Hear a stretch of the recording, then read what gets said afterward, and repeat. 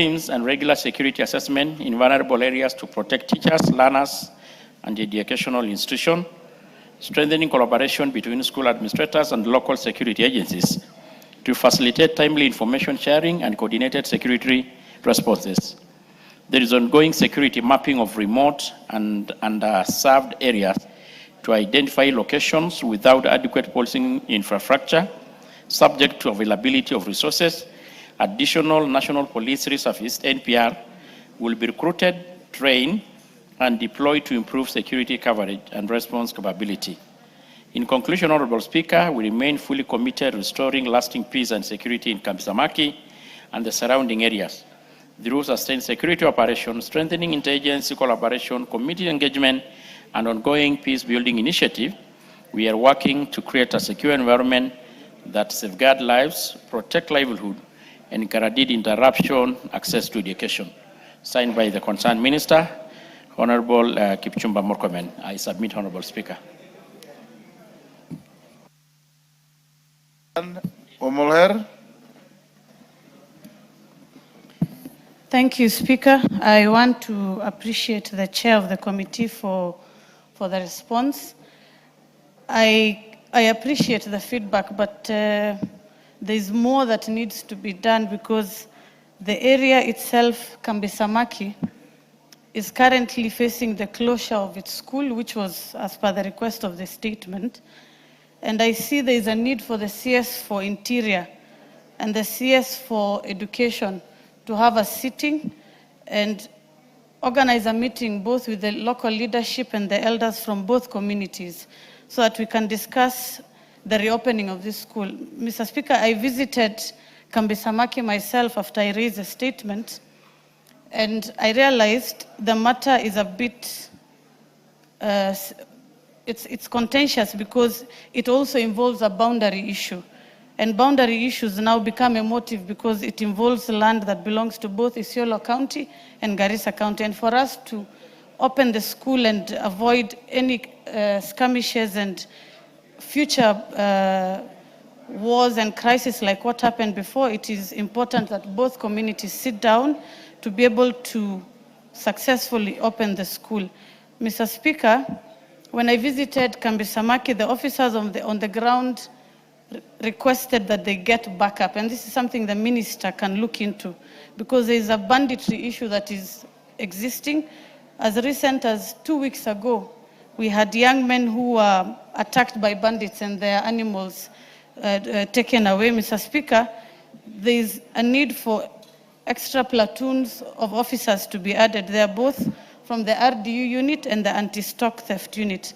Mr. Speaker, these are things that need to be worked on jointly, and this is something I'll request through the chair and the Minister for Interior to look into so that we are able to look into the matter. The school itself needs to be opened, but it is also a bit of a thorny matter because it involves a boundary issue. As we speak, Kambi Samaki Primary School is registered as a polling station under Garissa County, but it is also a matter of dispute with the community that neighbors as Isiolo County. As at now, we don't have any conflict, but to avoid future conflict, Mr. Speaker, we must address both the boundary issue and the security issue so that the school can be reopened. That is something I picked up after I visited the site in itself and communication that the elders had given us. And Mr. Speaker, currently there is no school in the area. The nearest school is 15 kilometers. Omolher, you are seeking clarification. You are making a No, speech. I am explaining what I realized after I raised a statement because I did a site visit, Mr. Speaker. It's a matter that cannot just involve not just the Minister for Interior, but also the Land Minister and the Minister for Education. If we look into this from a security issue, Mr. Speaker, it will open a lot of Pandora boxes, and we don't want what happened in 2021 to recur again. And for us to do that, we must address the needful. Thank you, Mr. Speaker. Yes, Professor Jaldeza. Thank you, Mr. Speaker, sir. I need to appeal to our brothers and sisters from Northeastern to avoid encroaching on Eastern Province. Because almost all the time, they encroach into other people's region, they cause conflict, and when things happen, they're the first one to make noise and rise and make noise. The Kambisamaki area you are saying around Garbatula, Isiolo South, is part of Isiolo County. Why do people from Garissa want to invade Isiolo? Order, Professor.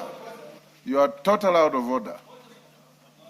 You are total out of order. You are members of the National Assembly of Kenya, and you can raise a question in relation to any part of this country. The only caution I give is, if you have an issue you want to raise in the House, falling within the fiscal jurisdiction of a colleague, courtesy requires that you inform them. But nothing stops the nominated MP from asking anything about Kambisamaki, whether in Isiolo or not. Tongoyo? Thank you, Honorable Speaker. In her own admission of the concerned member, she had admitted that this is a situation that goes beyond the mandate of Interior to include the Ministry of Education, Ministry of Lands, and even perhaps IBC. So, I wanted to have your attention, Speaker. But this is, Honorable Speaker, I think it needed more intervention, intergovernmental or interministerial approach, because the underlying cause of this is a boundary dispute, which is largely to do with the IBC, Ministry of Lands. So, Honorable Speaker, and the part of Interior, I think on the intervention being put in place to address the security issue, not just on Kambisamaki, but largely in Garissa. We know the situation is fluid, and the rest of the northern part of the country, the ministry is doing anything possible. But, Honorable Speaker, because I think you submitted the interruption, this is something that needs more beyond the scope of Ministry of Interior. It's a cutting cross issue. We need the Ministry of Education, IBC, Lands. So maybe you need your indulgence, Honorable Speaker, on the best approach to this.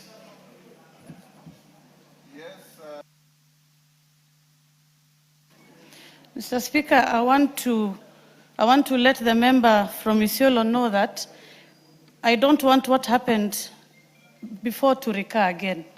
And it is important that as leaders address the need for, Mr. Speaker, land issues. Don't escalate what the Speaker said. No, I'm not escalating, Mr. Speaker. I'm just letting him know that my request on this statement. You are under no duty to answer him on any issue. My request was to address the gaps in education that have come out after that incident happened 7 years ago, Mr. Speaker.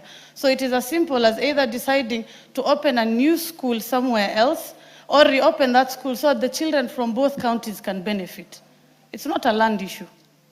You are perfectly in order. And the protesting member is not even from Isiolo.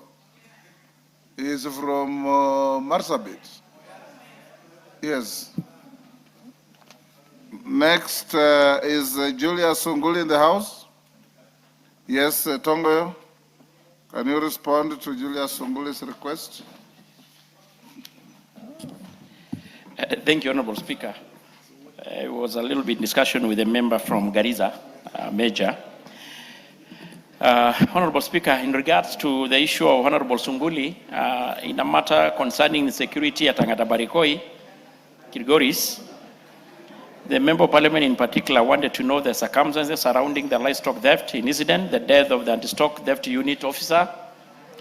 May his soul rest in eternal peace, and measures taken to investigate the case and apprehend the suspect. Yes, Baba. The reason for alleged confiscation of livestock belonging to the members of the local community, and an indication on when the livestock could be returned to the innocent residents, and the measures being taken to ensure protection of residents, restoration of law and order, and prevention of further violation of human rights in Angata Barikoi. Honorable Speaker, I want to respond as follows.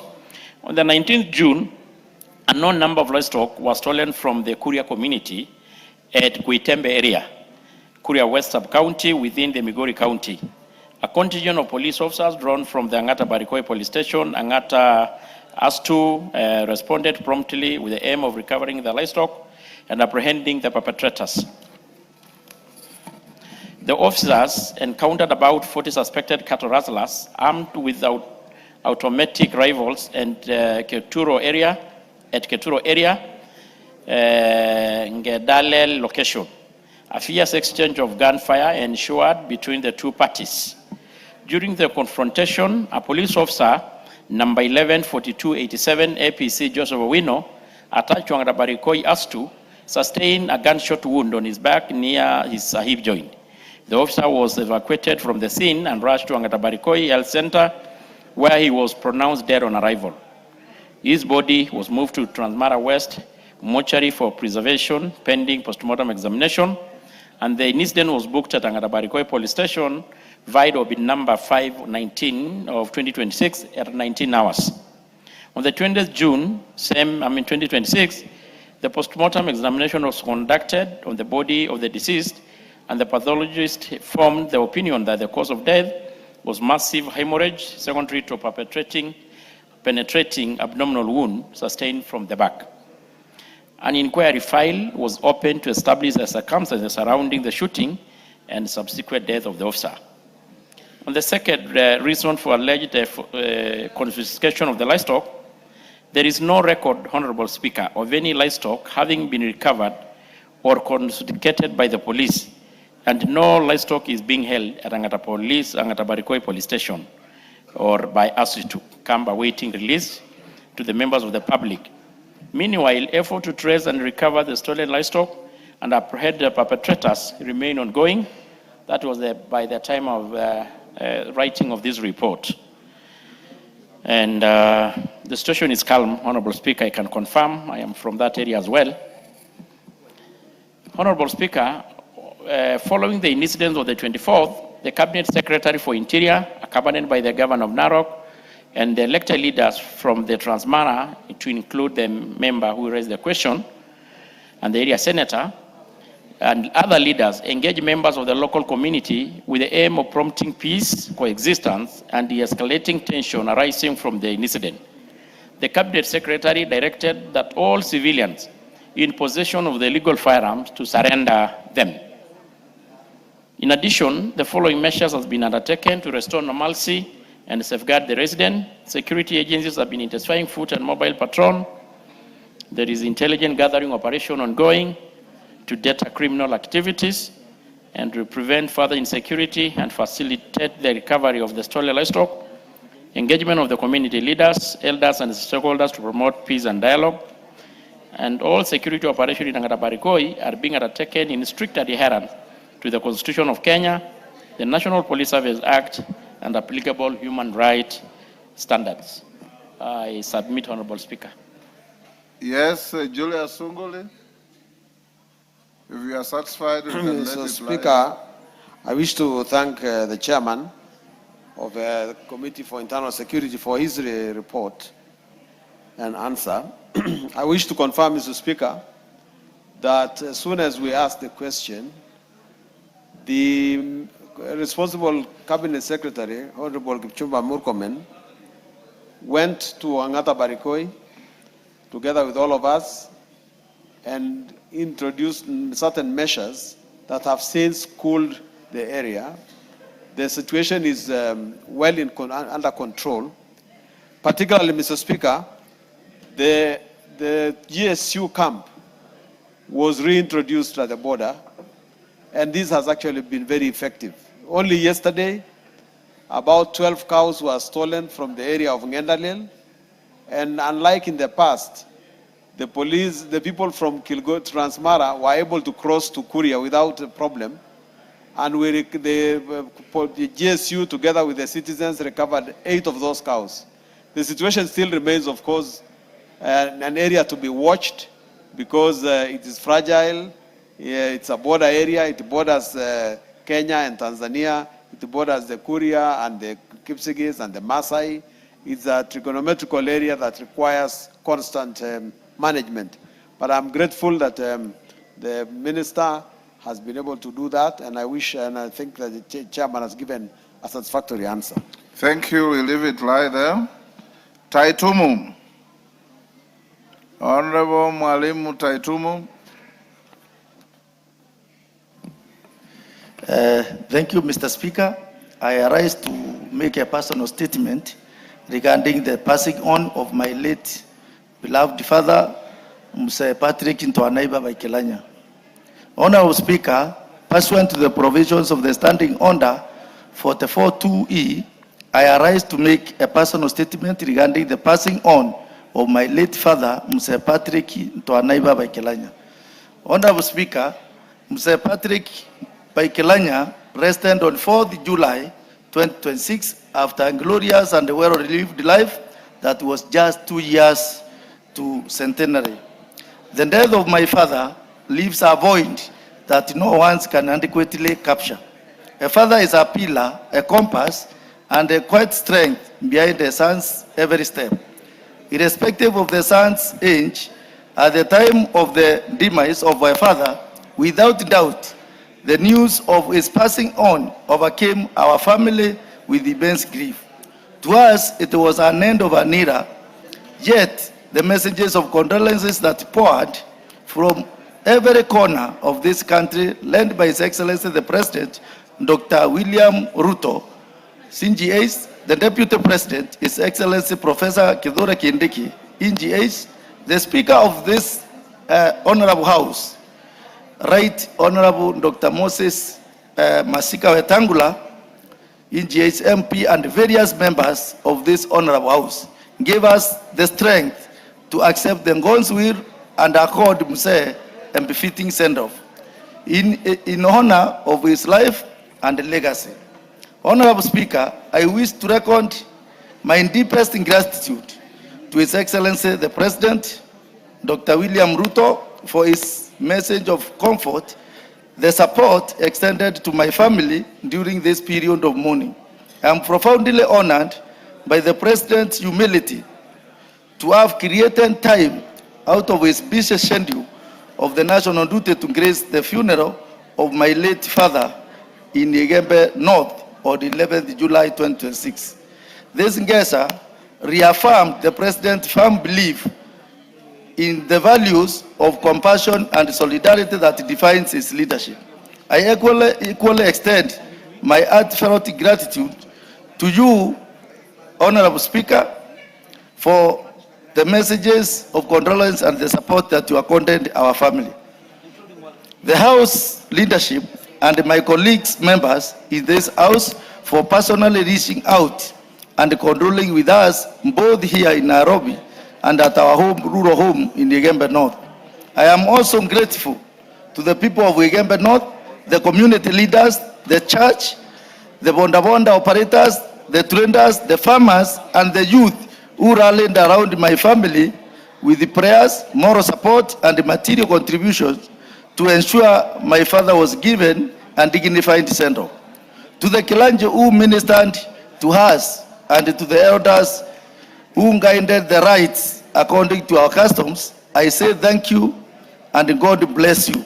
On behalf of the family of the late Mr. Patrick Ntoanaiba Baikelanya, I echo our deepest gratitude and pray that his soul finds eternal peace in heaven. I thank you, Honorable Speaker. Thank you, Honorable Taitumo. May Mze's soul rest in eternal peace, and may your family have peace at this time. Honorable members, I acknowledge in the Speaker's gallery Uhuru Estate School from Embakasi, West Nairobi, Kakawa Primary and Junior Schools from Mbere South, Embu,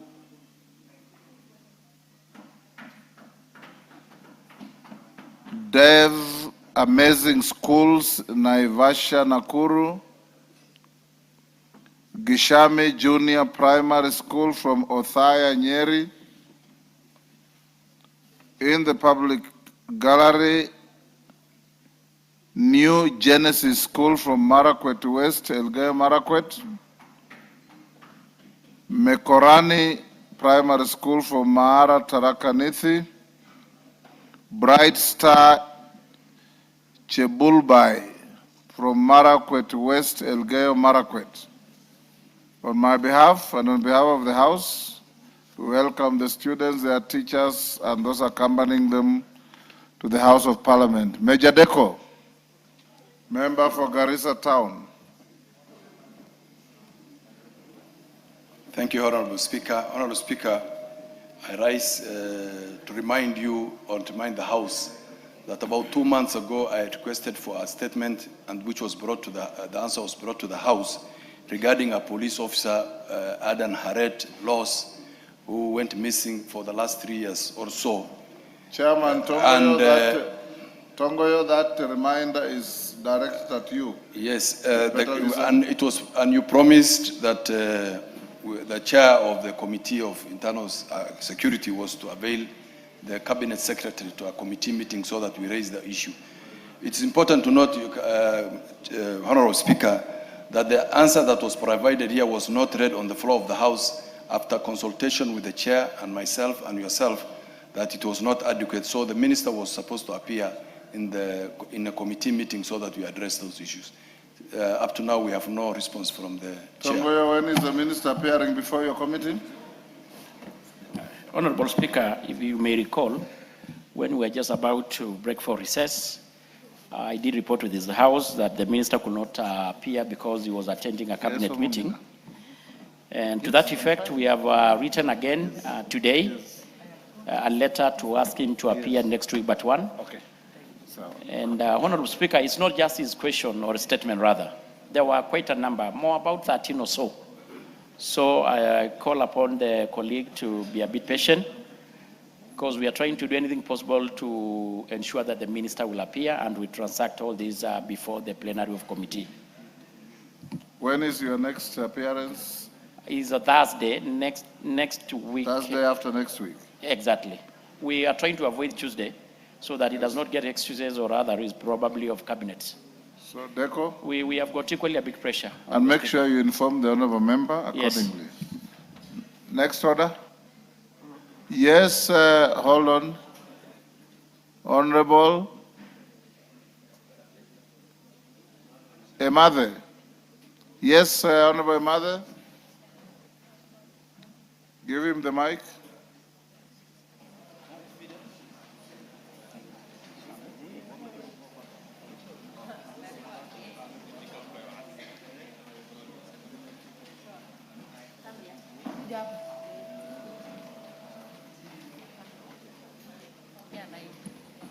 Honorable Speaker, I rise to remind that on 30th June, you ruled that I receive a response on the operationalization of NAPETET ICT Hub in Turkana Central.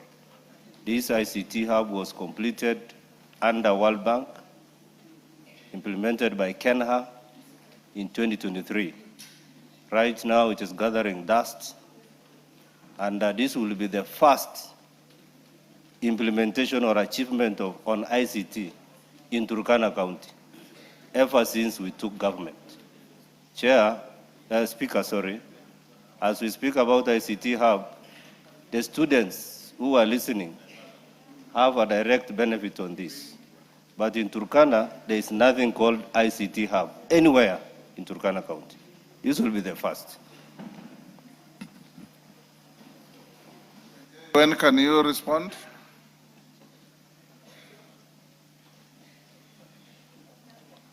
Give to KJ the mic.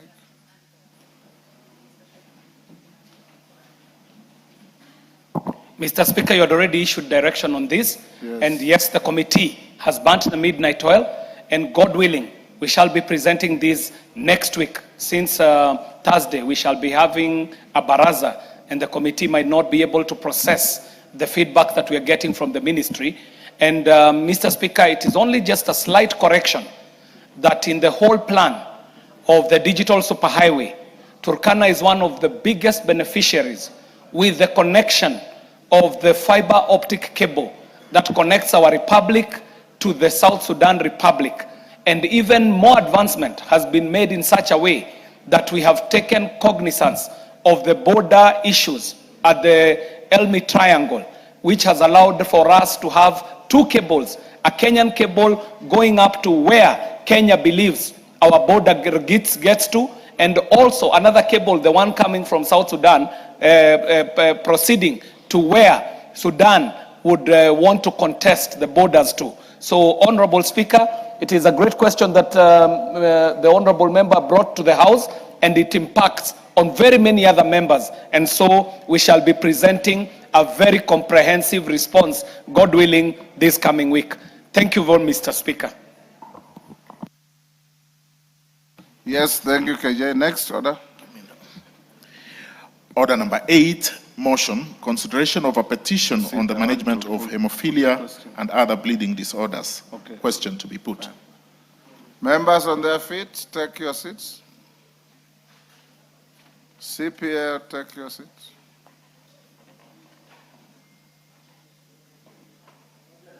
Is that Mutunga or Robert Mbui or Wanjala? Take your seats. Thank you. Honorable members, I'll now put the question at order number 8, which is that this House adopts the report of the Departmental Committee on Health on its consideration of the public petition number 01 of 2026 regarding management of hemophilia and other bleeding disorders among patients and children in the country, laid on the table of the House on Tuesday, 23rd June 2026. As members of that opinion say aye. Will those of the contrary opinion say nay? The ayes have it. Order number 9, the County Assembly Services Amendment Bill, Senate Bill number 34 of 2023, second reading. Chairperson, Departmental Committee on Labor. Is that Karemba? No. Who is the chair?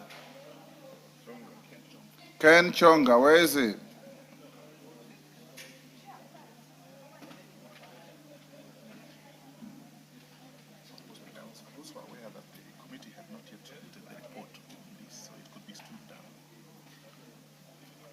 Okay, we'll stand it down for now. Go to order number 10.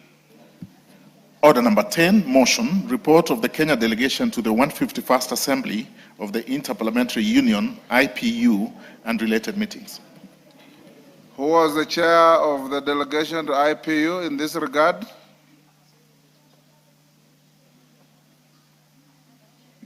Who is it? Irene Mayaka, is it you? No. Mili Mabona? Mili Odhiambo is not here. Go to next order. Order number 11, the Sports Amendment Bill, National Assembly Bill number 5 of 2026, second reading. Irene Mayaka, are you ready to move this bill?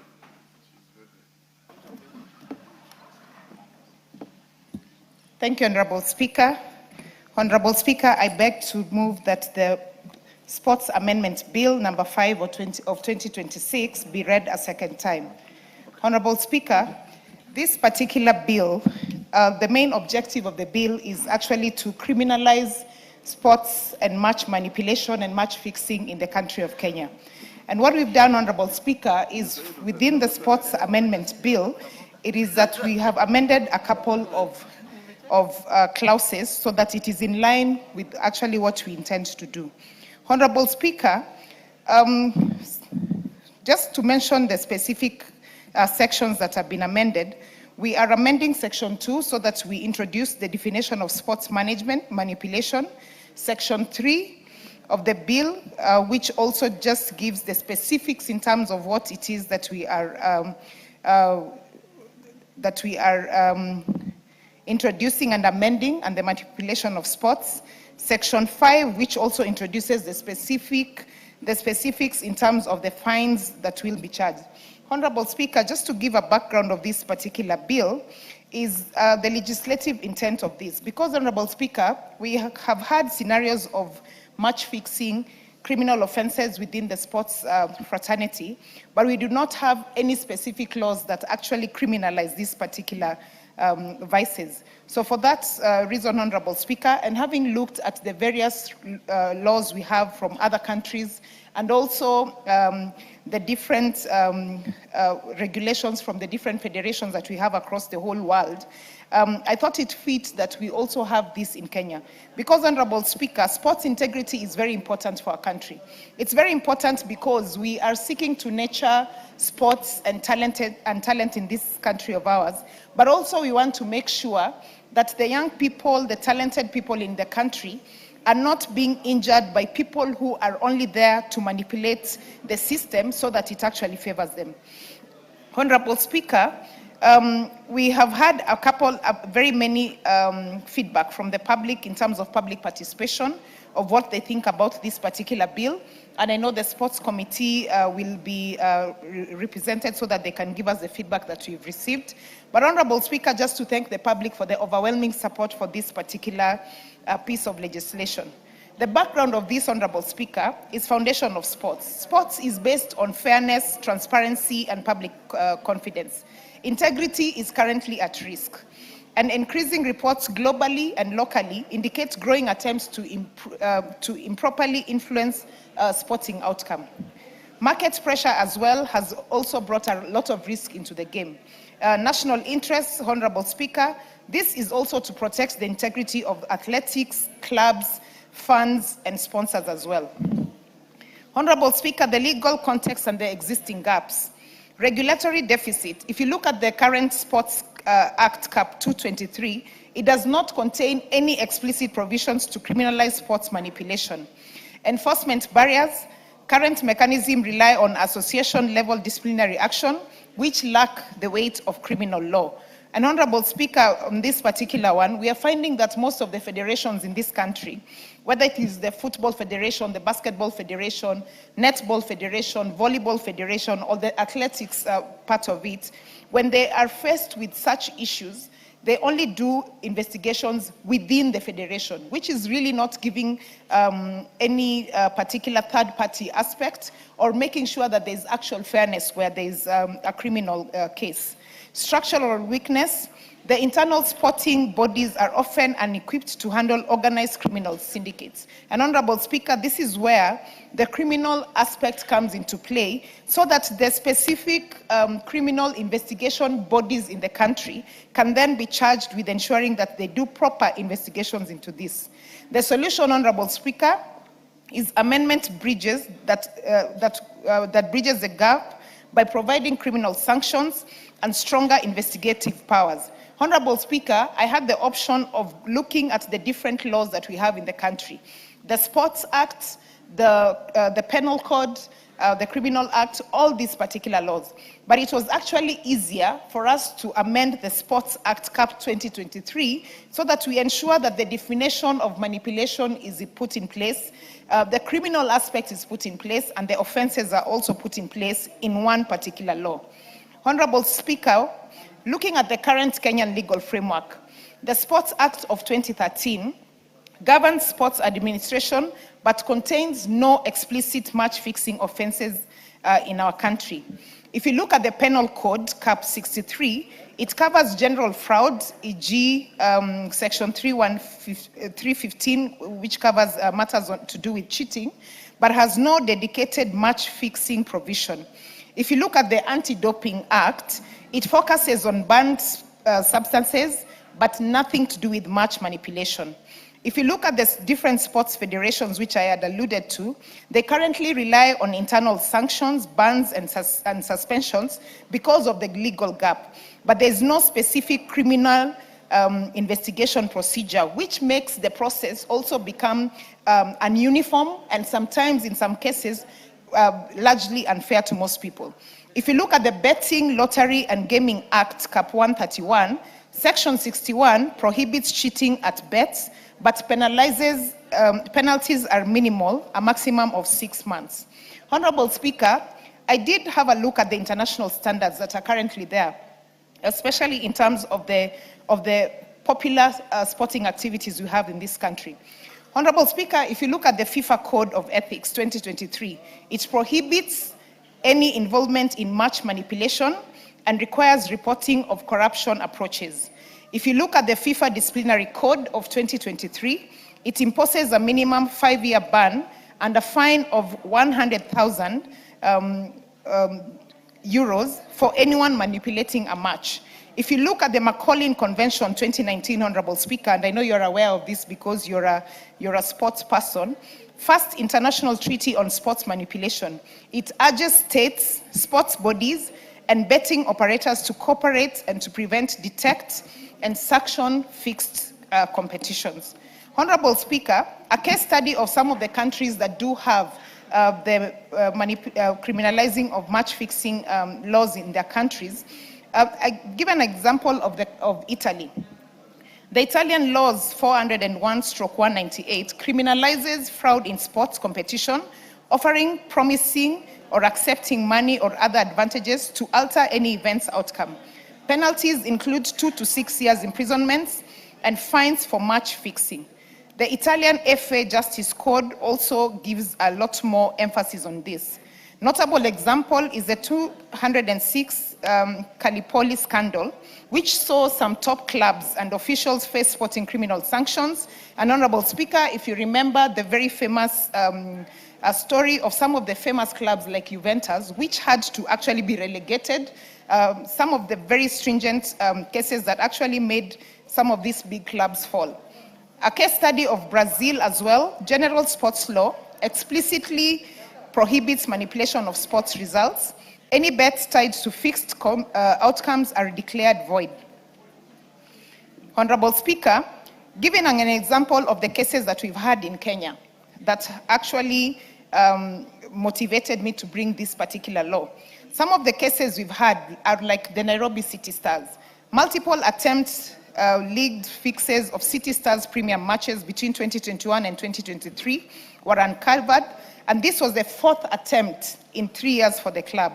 In 2023, police arrested 3 suspects, Kenyan, Ugandan, and Russian, after sting operations that had offered City Star players a huge sum of money so that they can throw away the match. And Honorable Speaker, if you go into the YouTube channel and just look at some of the cases that we've had, especially in our country in Kenya in terms of match fixing, they're very sad cases because they have resulted in killing dreams for young people who really want to do their best in this particular field. The legal foundation and definition of manipulation, Honorable Speaker, as I said, Clause 3 empowers Sports Kenya with statutory authority. It gives a definition of what the unified reporting hub could look like, interagency collaboration, authorities joint investigation between Sports Kenya and national investigation agencies, statutory timelines, requiring that all investigations to be concluded within a strict 6-month period to ensure efficiency in justice, systemic oversight, centralizing the monitoring of sports integrity under a single accountable statutory bodies. The penalties that we've introduced, Honorable Speaker, and I know we had a lot of feedback from the public in terms of they feel like the penalties that I had introduced are not stringent enough. And so, Honorable Speaker, without preempting debate, the Sports Committee will be represented and they'll give us an account of some of the feedback that they did receive from different Kenyans. Honorable Speaker, in terms of professional consequences, bans and forfeitures, again, very important. One of the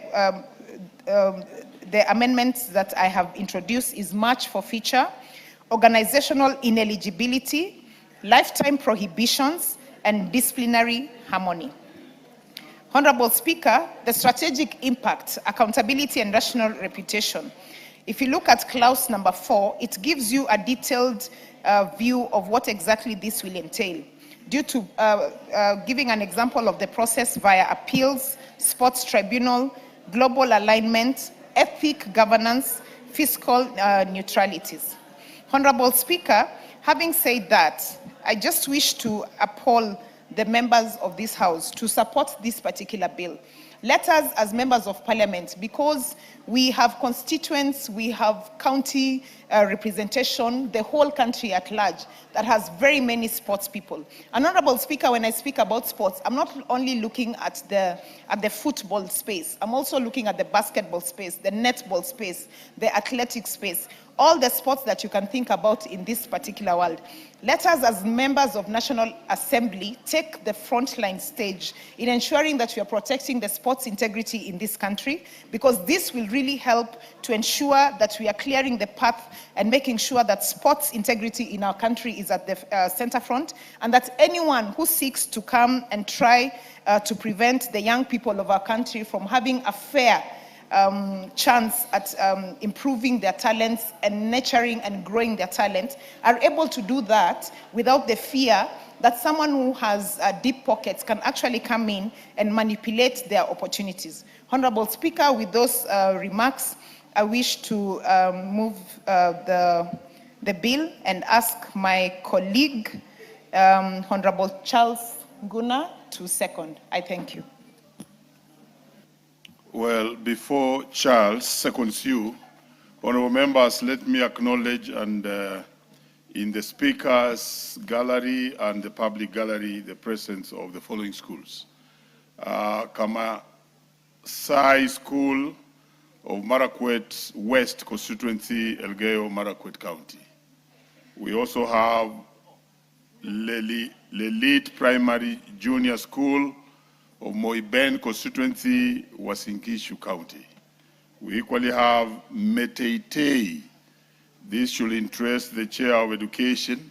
Meteitei Second School of Tindret Constituency, Nandi County. Honorable members, we further have the two following schools. We have Guakarim Second School from Beere South Constituency, Embu County. And finally, we have Moi Awalo Senior School from Kurusoi South, Nakuru.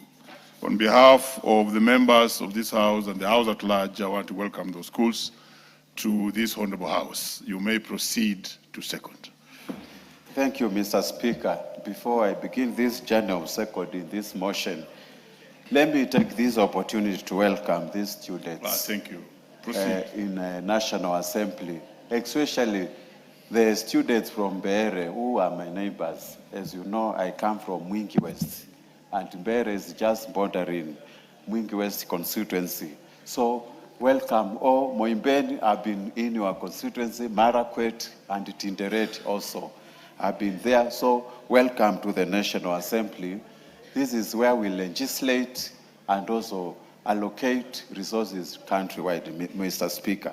Mr. Speaker, let me begin by congratulating and appreciating Honorable Irene Mayak for coming up with such a legislative proposal, Mr. Speaker, to bring the integrity and also transparency in sports fraternity, Mr. Speaker. From the onset, it is worthy to note that Irene Mayak has set records, and congratulations, the Honorable Lady. If at all Nyamira people are listening, they should give you an opportunity to serve as their women rep in this August House, and I am wishing you the success in your journey. Let me also take this opportunity to inform ODM, you have one of the best legislators in this country in Irene Mayak, Mr. Speaker. Mr. Speaker, it is worthy to note that we have walked a long journey when we came up with this motion, and it is also worthy to note that Irene Mayak and myself, Irene is a Manchester United fan and an Arsenal fan, and we are passionate. We have fought since our childhood. When we used to be in university, when we used to be in school, you could see the passion in football, and that is why Irene Mayak is coming up with this proposal to clean up the sports industry, Mr. Speaker. Mr. Speaker, the bill is essentially actually seeking to amend Sports Act, Cap 2022-23, by doing 4 specific things. Number 1, it is going to introduce by criminalizing offense for the manipulation of sports competition. Number 2, it is going to grant Sports Kenya the express mandate to receive reports and conduct investigation when it comes to issues of sports manipulation. And the other one, which is very important, it is going to establish strict 6-month timeline for the conclusion of investigation. As you are aware, most of the issues which have been taken to court, Mr. Speaker, they might end up taking over years, but this one, it is strictly specifying the number of, the timeline you can actually do an investigation and do everything, Mr. Speaker. The fourth issue, it is going to provide for severe penalties, including the imprisonments, fines and forfeiture of the gains, Mr. Speaker. Mr. Speaker, athletes and clubs, even fans and sponsors, always advocate for fairness and transparency as far as competitions are concerned. And this bill, Mr. Speaker, we noted that there is existing gaps in the current legislation. When it came to the issues of regulatory deficit, the existing cap, this cap does not contain explicit provision to criminalize sports manipulation. That is why we want this bill to pass.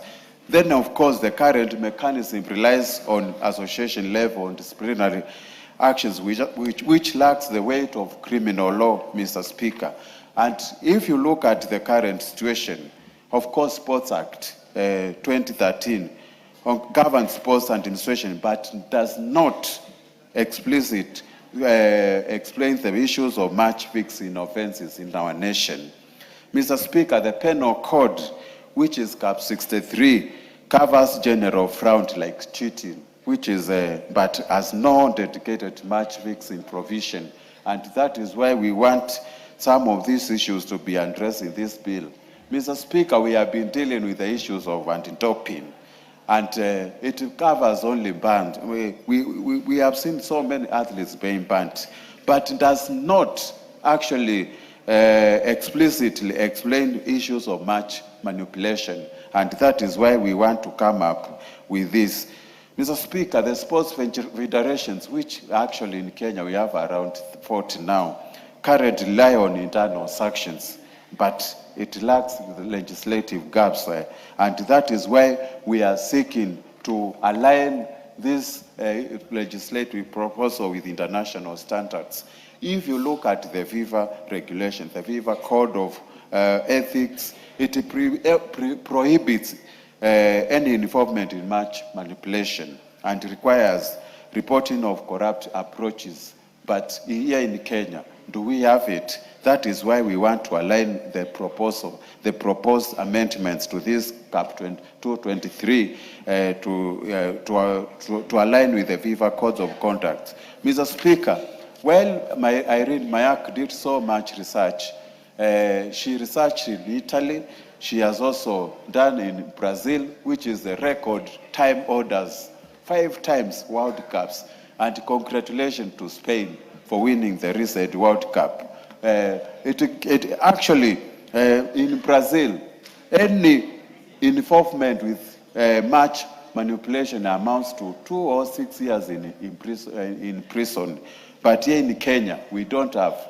We are proposing anyone who is found of guilt of sports manipulation will face either 2 to 6 years of imprisonment or a fine of not more than 1 million shillings, Mr. Speaker.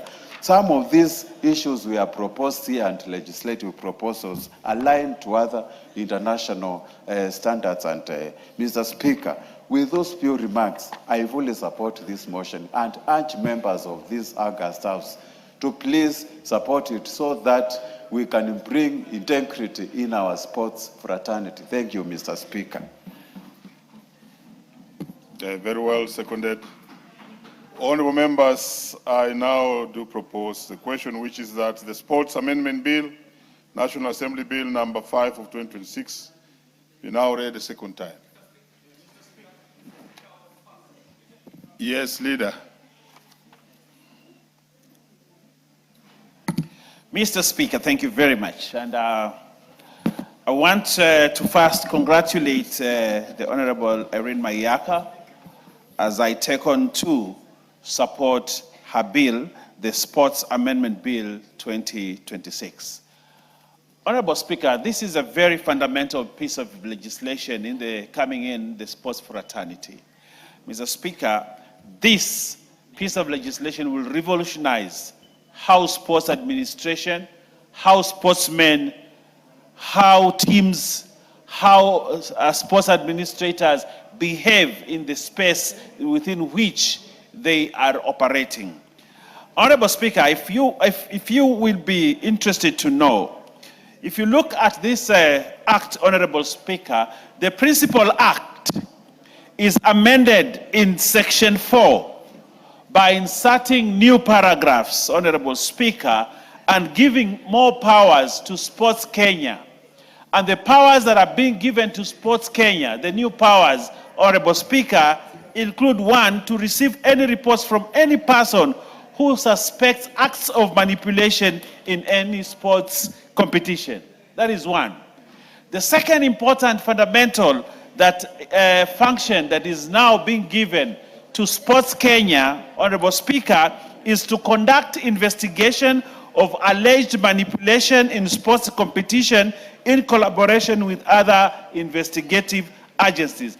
Sports Kenya now is being given new important powers. Honorable Speaker, another power that is being given to Sports Kenya in the realm of stopping manipulation of sporting activities, Honorable Speaker, is the investigations referred to in subsection 1 PB shall be conducted within 6 months. There is a limitation on time, Honorable Speaker.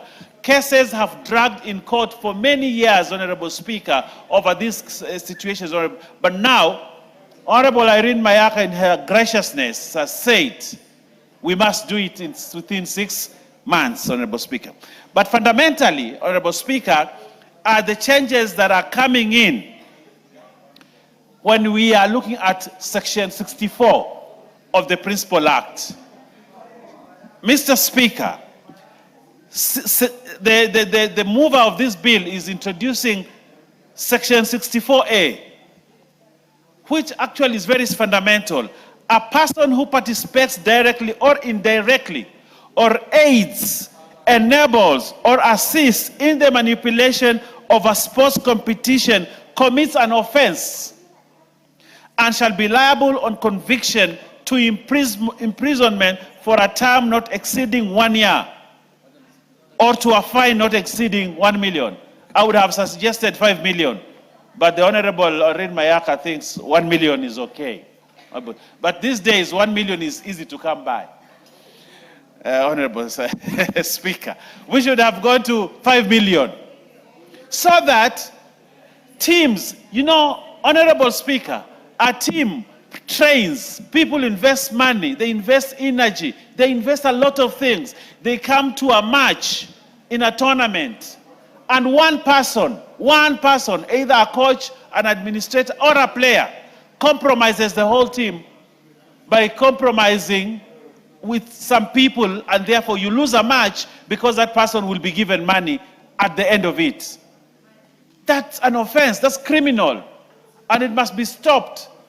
And I like the way Irene Mayaka has put it here, Honorable Speaker.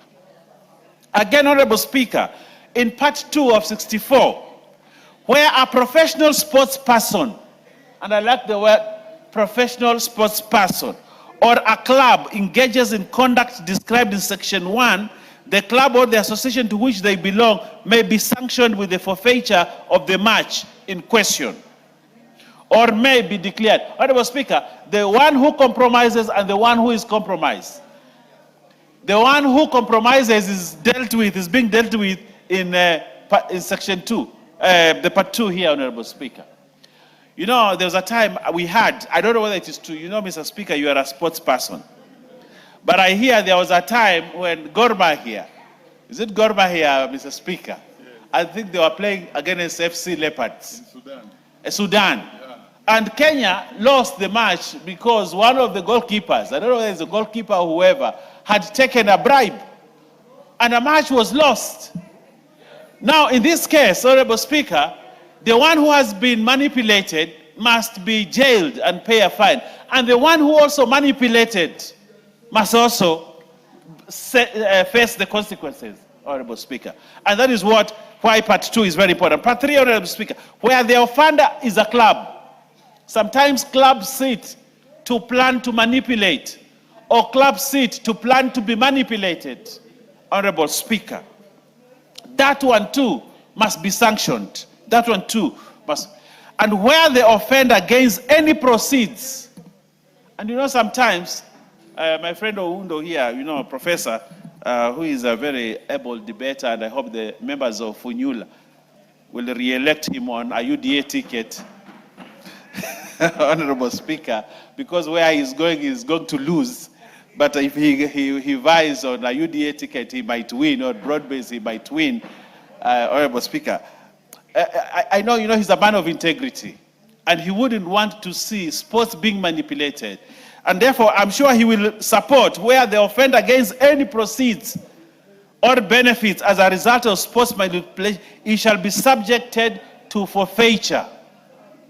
Whatever amount you receive, you must forfeit it.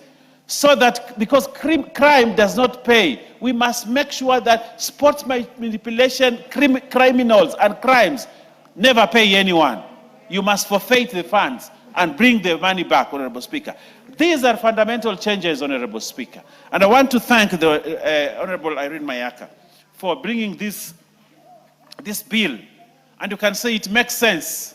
When you read it, you understand it, it makes sense. And if it makes sense and it is good, it doesn't need to be fixed. So I wish, Honorable Speaker, you just bring here the Committee of the Whole today and we finish with it. Because this is good. This is fundamental. And this, when it is good, it should not be fixed. It should be passed so that the sports fraternity, Honorable Speaker. You are the leader of the House. And you Of know course, the importance of course, of procedure. of course. I'm saying it in jest, Honorable Speaker. I'm saying it in jest. Now, I want to say a few things, Honorable Speaker. Competitions, and this is the anchor, competitions that we have in this country depend entirely on fairness, transparency, and public confidence.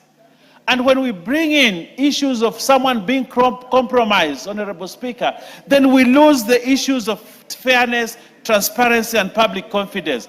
Those guys out there, the sports people in football, in basketball, in athletics, in any other kind of sport, Honorable Speaker, that allow themselves to be manipulated or to manipulate others are killing sports. The spirit of sports, the spirit of fairness, the spirit of transparency, the spirit of public confidence, Honorable Speaker, they kill it. And Honorable Speaker, the risk is that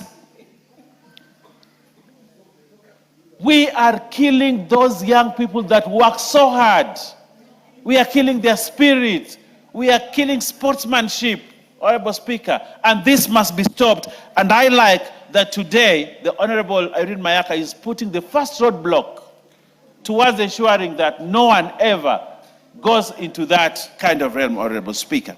So, Mr. Speaker, sometimes market pressures, right now with SportsPesa, with all these new betting companies coming in, Honorable Speaker, they can actually easily manipulate young people that they may compromise a match or a game or a sport just because they want someone to win big in a betting event, Honorable Speaker. And this law actually comes at such a good time. Honorable Speaker, you know I'm on fire. And please don't switch on the microphone for me. So, Honorable Speaker, Leader, it is very... please wind up. It is very important, Honorable Speaker, that we bring integrity into sports.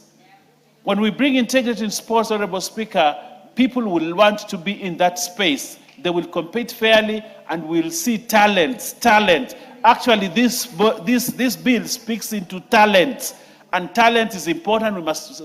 Honorable Speaker, when I see a beautiful stadium, like the stadium called Telanta, or the Raila Odinga International Stadium, when I see that, when I see the stadium that is being built in Kilifi, when I see this government investing in stadiums all over, including in Ukambani, where my friend, the almost ranking member, Macau, comes from. I see a stadium, the Ithokwe, it's called Ithokwe. What is the name of that stadium?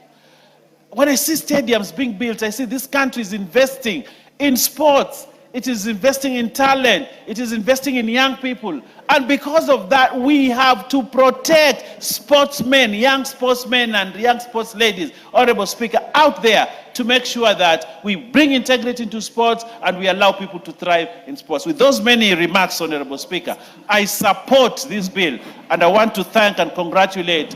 You know, she's a first-time member of Parliament, but you have done well. Irene Mayaka, you've done extremely well. I have seen several bills that have come from you, and I think you are a blessing. And those that vote for you, I want to ask them, from the floor of this hallowed parliament, vote for Irene Mayaka for whichever position she requests. We need her in this house. I thank you, Honorable Speaker. Very well. Before the next member speaks to this, allow me to acknowledge in the presence of the Speaker's Gallery and equally public gallery the following schools. We have Turisho Junior School from Narok West, Narok County. We also have Akiba School from Westlands constituency, Nairobi. We equally have Wiyu Mirire Comprehensive School from Laikipia East constituency, Laikipia County. On behalf of the members and this House, we welcome you to Parliament. Let's have Wilberforce Oundo to speak to this. Thank you, Honorable Speaker.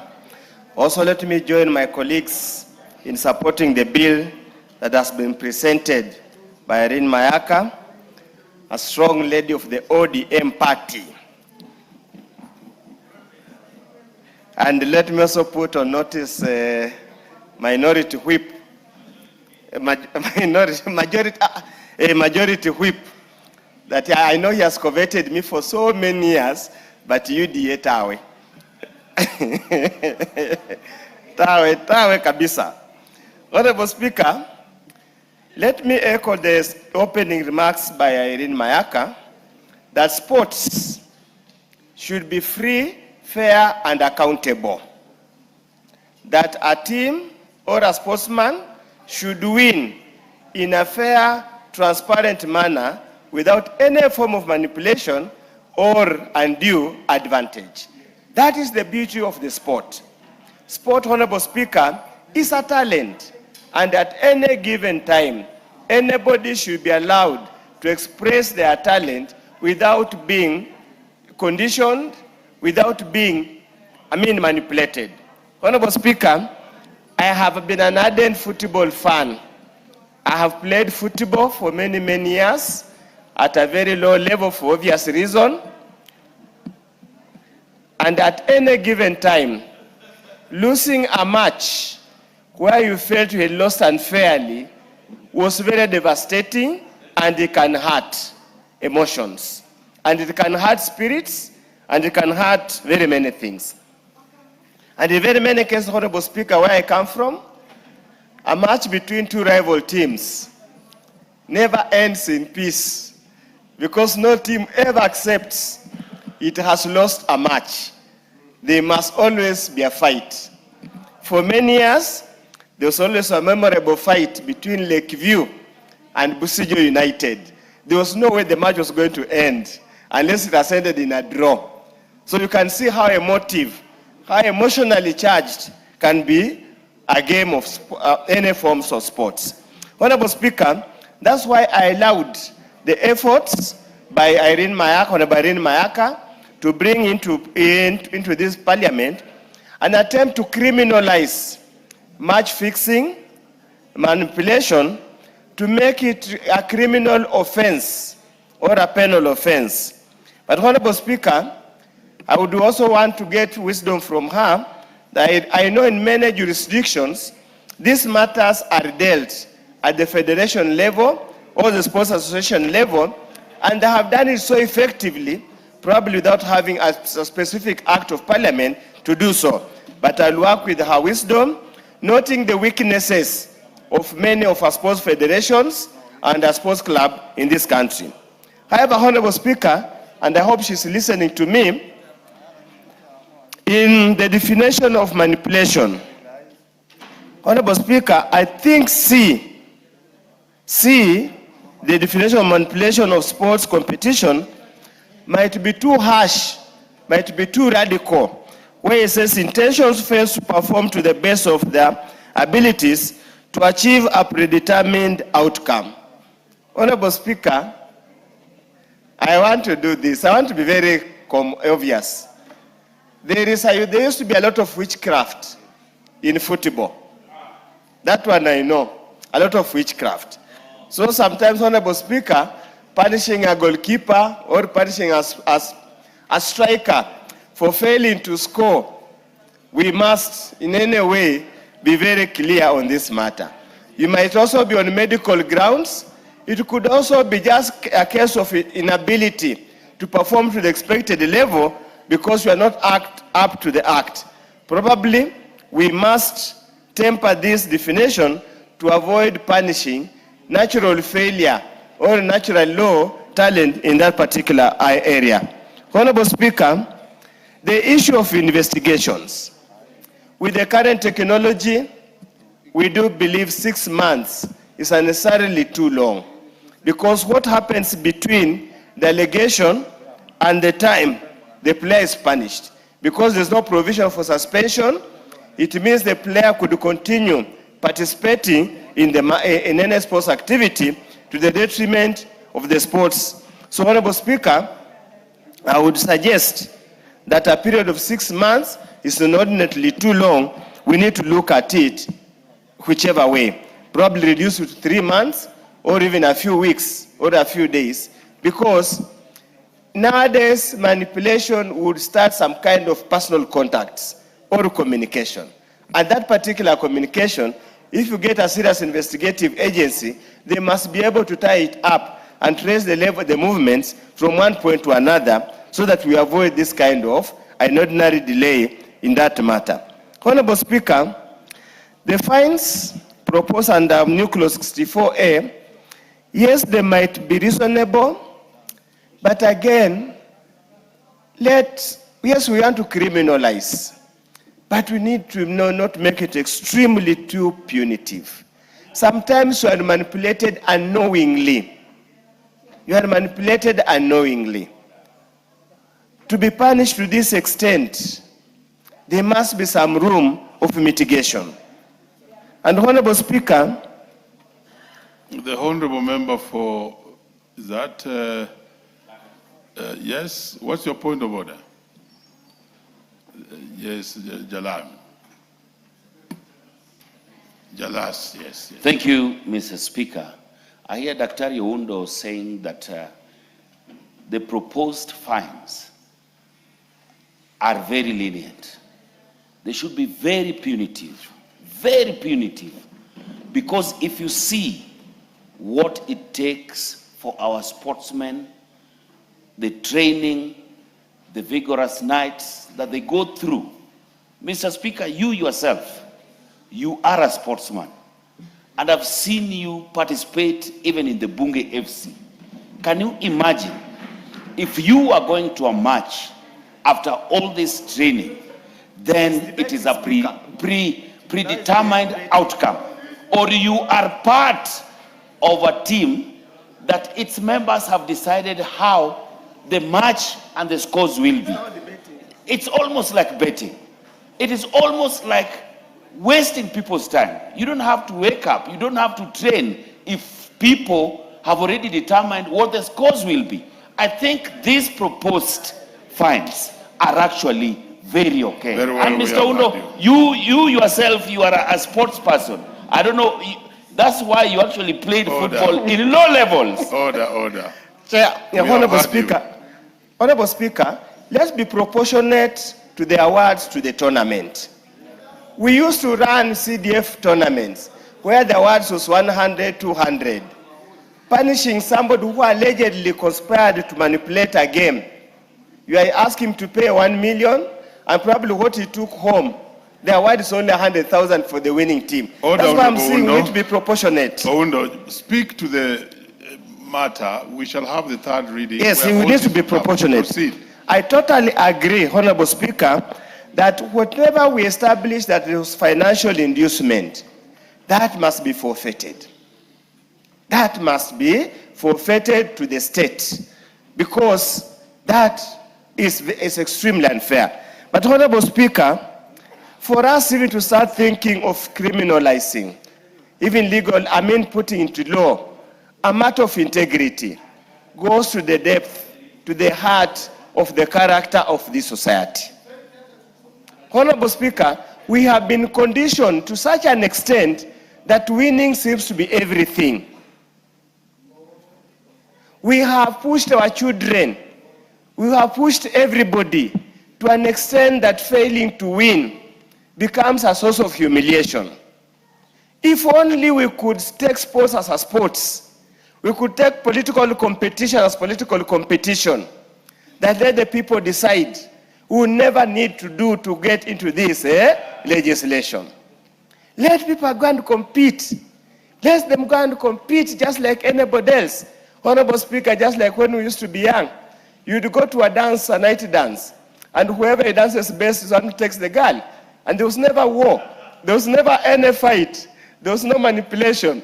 It was easy. There was no financial inducement, Honorable Speaker.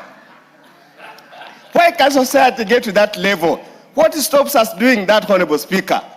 With those few remarks, I support, and I also congratulate Irene. You're on the right part of history, but come where people are. So that we want you back in this house in the 14th Parliament. Linda Mwananchi is where people are. Thank you, Honorable. Honorable KJ. Yes, we... Mr. Speaker, this is Parliament at work, and I must congratulate my former colleague in our CII committee, who is proving to be a really effective member of Parliament with such amazing legislative proposals as the one that is before us. Mr. Speaker, I do stand to support the amendments that are being proposed by Honorable Irene Nyakerero Mayaka. Mr. Speaker, the reason for supporting these amendments is because I see the legislative effort that the lady is putting into this bill. In clause 2, the Honorable Irene Nyakerero is looking to define manipulation, especially in football matches, Mr. Speaker. And we all know, even watching what has just ended, the World Cup, we know what manipulation does to the sporting game, to the beautiful game, and the effect it has even on the posterity, not only of the players, but also of the game, but even more so, the integrity, Mr. Speaker. And so, she is suggesting that we should input a comprehensive 5-part statutory definition that is covering the critical issues of bribery, of conspiracy, of deliberate underperformance, where teams just decide to give away a match, misuse of insider information, and coercion. And this, Mr. Speaker, if it were the only amendment, it would make grand changes to how the game is played in this country, Mr. Speaker.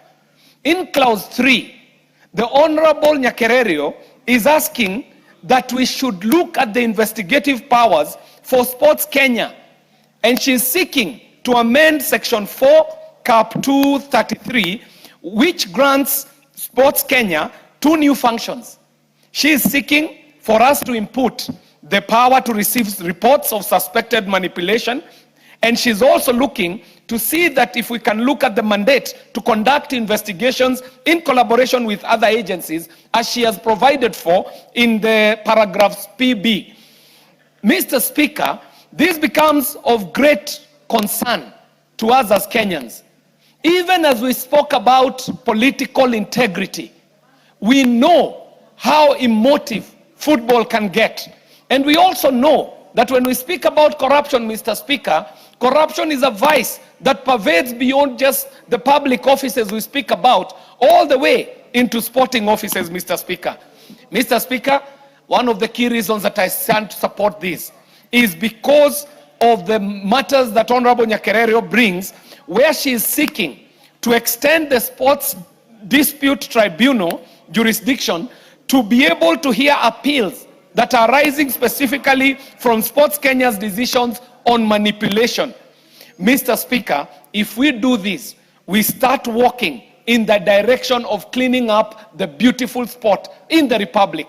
Mr. Speaker, we have to understand that we are legislating at a time when sport is changing drastically, Mr. Speaker. If you looked at the interest in this, in the football of our country, that the interest that is shown by even the betting firms, it ought to tell you, Mr. Speaker, that this law is needed as soon as yesterday. People are placing massive bets on every match that is being played in our stadiums, Mr. Speaker.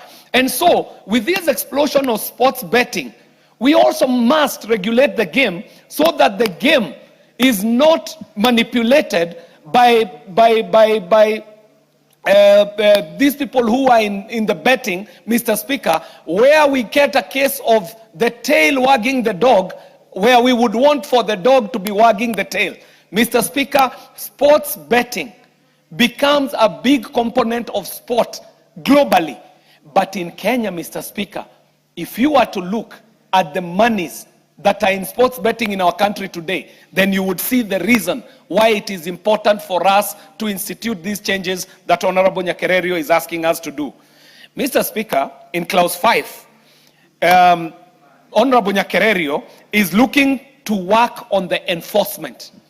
Mr. Speaker, there has to be a big stick wielded to ensure the sanity of the game, this very beautiful game. And it becomes even more important, Mr. Speaker, as Kenya seeks to host international derbies and tournaments. Mr. Speaker, not too far away from where I live, not too far away from our constituencies. In fact, it is across the road. In Honorable Jalango's constituency, there is a new massive sports establishment coming up in the name of the Raila Odinga Talanta Stadium, Mr. Speaker. And you can imagine the sporting business that comes about with the improvement of stadia and the improvement of sporting facilities across the country. Not less, Mr. Speaker, the very new stadia that are being built around the country. Mr. Speaker, this parliament is also on record working with the Youth Fund to institute another level of sporting stadia across the Republic, Mr. Speaker, beyond the stadiums that are being built by the national government. This is telling us something, Mr. Speaker, that this parliament has to be alive to the fact that by acting on the sports legislation and laws, we are not only speaking to sport, we are speaking to the livelihood of the people that we represent. This goes beyond football. It goes beyond sports. It goes even into the economy of this country, Mr. Speaker, because we who are in Gando Ward are looking forward to the tournaments that are coming at the end of the year. In fact, there are people in Gando Ward who are already clearing their houses to be able to host spectators who shall be coming for the continental tournaments that will be happening at Talanta Stadium and other stadia in this republic towards the end of the year. Mr. Speaker, I am looking forward to the committee of the whole house so that we would be able to polish some of these recommendations that Honorable Irene Mayaka is proposing, to fine-tune them to a level where we bring our sport to the level where we would want Kenya to be as a leader globally, because, Mr. Speaker, we are reminded very well that it never matters even how many medals we win in athletics. And our athletes are doing great work, especially our middle distance and long distance athletes. They are winning gold medals across the world. However, football remains the sport of our country. In every sense of the word, football is our national sport as the Republic of Kenya, Mr. Speaker. And I am coming from a constituency that has produced national stars in football. We are creating stars that go beyond our borders, Mr. Speaker. When we talk about the Dennis Olieches of this world, when we talk about the Marigas of this world, when we talk about the leagues that are playing in the Goreti South constituency, up to and including the tournaments that I was hosting this last weekend and the previous weekend, where we were able to beat some teams from Jalango's constituency. But unfortunately, Mr. Speaker, Jalango ran away with the cup, even when he was playing in our home soil, Mr. Speaker. And this speaks to sport development and the role of the leaders, especially members of parliament. And we are doing this at a time when we know, Mr. Speaker, that NGCDF can no longer be able to fund our sports tournaments in the constituency, Mr. Speaker. And so I shall end by saying that because the Constitution devolved sporting and sports promotion to our county governments, we must call upon our governors to take up sports as seriously as they should. We should see governors investing heavily, not only in infrastructure, but also in the youth development of our sports people. Because when our sports people are discovered young, then that talent can be grown to the level which we are seeing happening in places like Rwanda. Mr. Speaker, I really would like to support, and I'm looking forward to the third reading and the committee of the whole house so that I can put in some good input into this very good legislative effort by Honorable Irene Maeka Nyakarerio. Congratulations, my former committee member in the committee of CII, and I know you're doing amazing jobs as a chairperson in another committee, from the committee that has produced more chairpersons than any other committee in the life of this 13th Parliament, Mr. Speaker. I thank you. Very well. Before the next speaker, let's acknowledge in the presence of both the Speaker's Gallery and the Public Gallery the following schools. Silibwet Junior of Kurusoi South Constituency, Nakuru.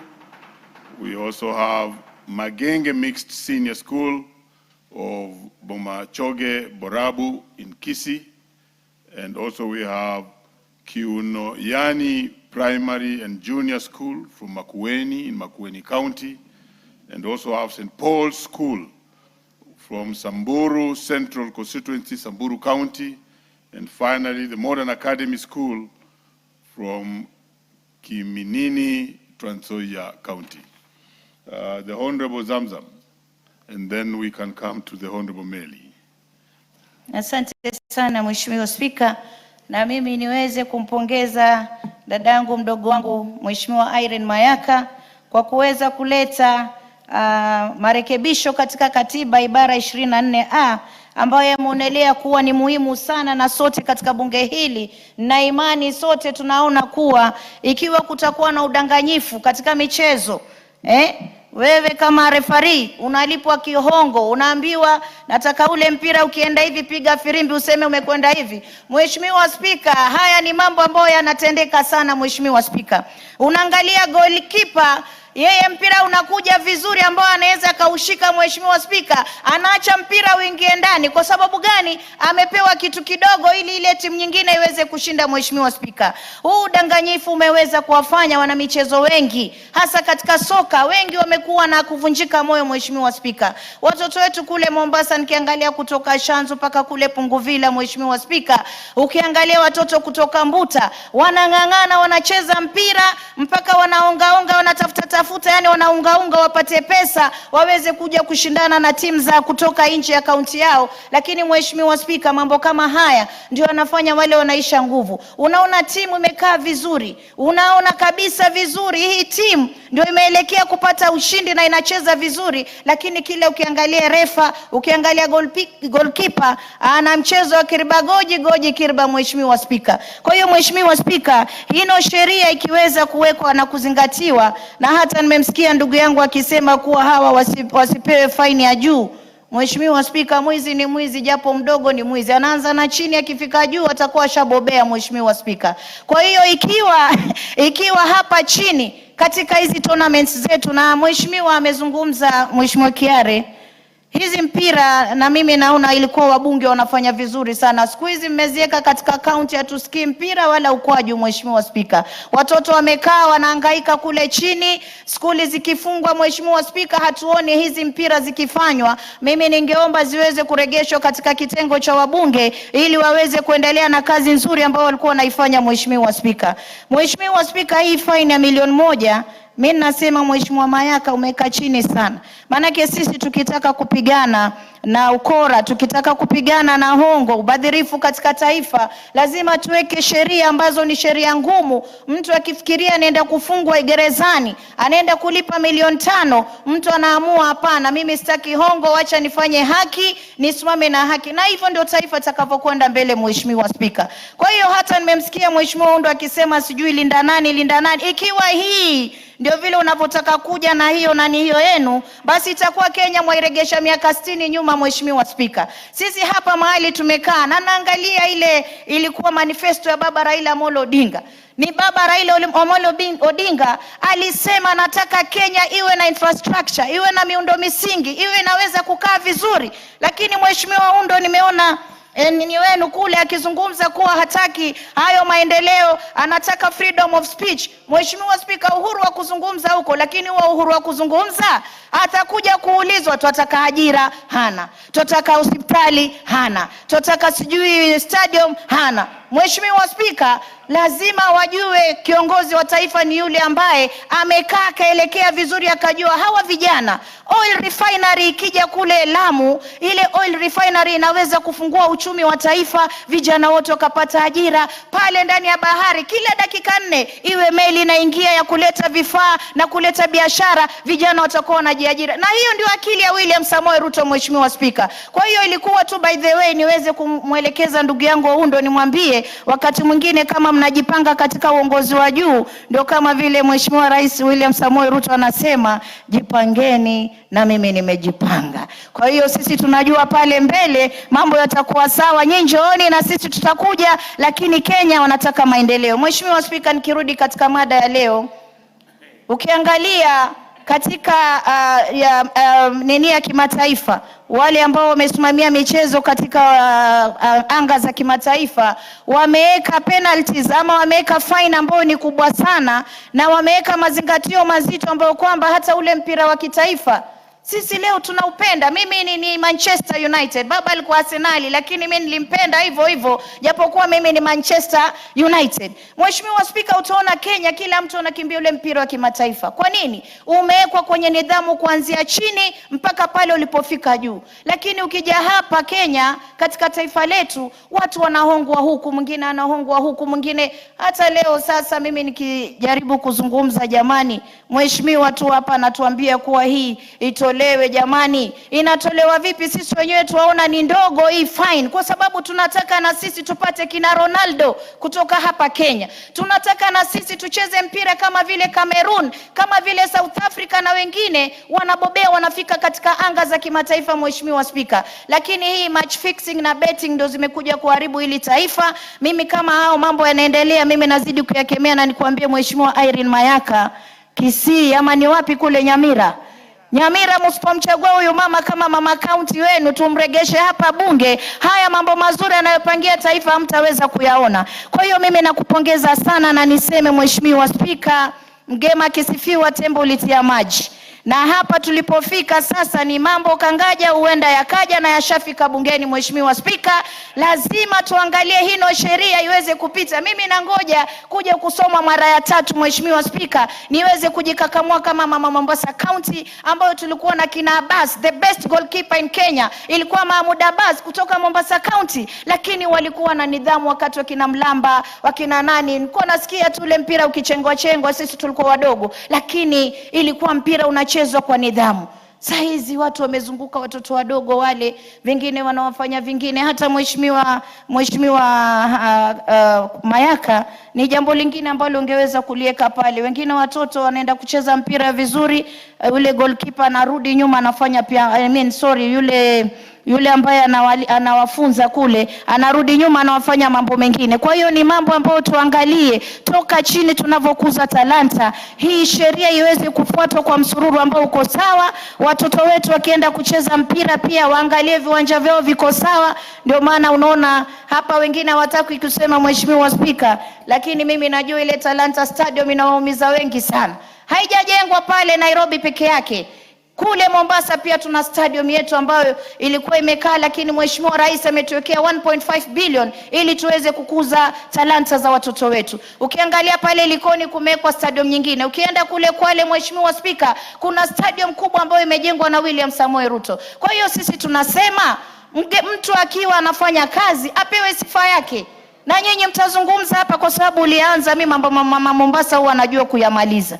Wewe umeanza ukatuambia sijui tuende wapi, tuende Linda, hatuendi Linda. Sisi tumekaa hapa mahali pamenyooka, stadium tunaona, barabara tunaziona, miundo misingi tunaiona, na William Samoei Ruto ametujengea watoto wetu stadium ya talanta. Huyu ndio sisi tunasema tuenda naye. Na hii ibara 64(1)(a) hii mimi nakwambia dadangu Irene, umefanya kazi nzuri sana, watoto wetu waweze kuangaliwa, hakuna mambo ya kuiba mpira, kwa sababu hivyo ndo wengine pengine wamepanga wizi mwingine tofauti, sio? Lakini huu mpira ukianza kuibwa sasa na sisi tunyamaze, wataiba zile funds, wataiba wakiendelea mbele na mbele. Kwa hiyo sisi tunazuia corruption kuanzia hapa chini mpaka kufika juu. Lakini kwa haya yote mimi nashukuru Mheshimiwa Spika, na nasema Kenya imenyoka. Na imenyoka. Uliona vile walikuwa confused jana kwa TV. Kenya imenyoka na William Samoei Ruto. Asante sana Mheshimiwa Spika. Kiswahili kali sana. Order members, let me further acknowledge in the presence of Speaker's Gallery the following schools: Nakuru East Primary and Junior School from Nakuru North Constituency, Nakuru County. We also have the Shiners Education Center from Keses constituency, Uasin Gishu. And let me give the Honorable Barongo to just welcome the schools. He also plays number 5 for Bunge FC, but you're not speaking on this now. Just welcome the schools. Thank you, Honorable Speaker. And thank you also for, praising my football prowess on the pitch. Let me also acknowledge your incredible talent. Recently, you have made moves that have really amazed a lot of us on that pitch. May you continue doing that. I would like to take great pleasure to welcome Magenge Senior School, seated in the gallery, and also to welcome the other accompanying schools to the House of Parliament. Magenge is one of the most popular schools in my constituency that has consistently posted excellent results over the years, preparing so many students and Kenyans for greater careers in their lives. I would like to welcome you to the House of Parliament. Here we oversight, we represent, and we legislate on behalf of Kenyans. And I want to wish you very well as you continue exploring in and out of the precincts of Parliament. And as you will be heading home, I would like to wish you a safe journey. Great. In conclusion, I know that today you did not use your own means to arrive here, but in the final year of my term, we are allocating some money to buy your bus so that in future you can regularly visit Parliament and enjoy that which clearly is meant to open your eyes to the future that is great, and we wish you very well in your studies as you continue to study. And I want to say that I'm very proud of the work that the teachers are doing, the work that you're doing, and I'm proud of the parents who continue to sustain you as you pursue your education. Very well. I thank you so much, Honorable Speaker. Very well, the Honorable Julius Melly. Thank you, Mr. Speaker. Mr. Speaker, I rise to support the Sports Amendment Bill 2026 by Honorable Irene Mayaka. This bill, Mr. Speaker, speaks to actually the discipline that is supposed to be in the sports industry. Mr. Speaker, as much as we talk about the multi-billion business in the sports, sports is as old as mankind. It has been practiced by cultures, by communities across several generations. And every sport, Mr. Speaker, is a sport of contests. It can be done by individuals, either in form of athletics or track. It can also be done by teams, Mr. Speaker, especially maybe football, basketball, name them. There are so many teams that participate in sports. Mr. Speaker, this bill is actually the software which we need in this country to manage sports and put Kenya the rightful place in the international arena. Mr. Speaker, our president has done immensely, especially in establishing sports fields, stadiums. Every county, most of our counties today, I was in Wajir, we were in Busia, we were in Bungoma when we had Madaraka Day. The kind of what our president has done in a record 3 years, very few administrations in this country have done since independence. When we look at Talanta Stadium, or what we call Raila Odinga International Stadium, it is one of its own kind in this region. No country can compare with it in this particular part of the world. To make sports actually a game that is going to be very supportive, that is going to thrills everyone. For example, what we are talking about as we speak today, when you see football in this country, and many members in this house are fans of football, and every time when a game is played and there is no discipline, there is much manipulation, there is much bribery, there is much corruption, you'll realize that Kenyans across at times participate in betting. Mr. Speaker, what this bill tries to cure is to really to bring discipline into the football games, into all sporting activities. And it is putting Kenya in the world map. Every sport or every time a game is manipulated, let me use that right word, it is actually results are corrupted. Every time a sport is bribed, the faith and the discipline and even the enthusiasm of the sports person or morale goes down.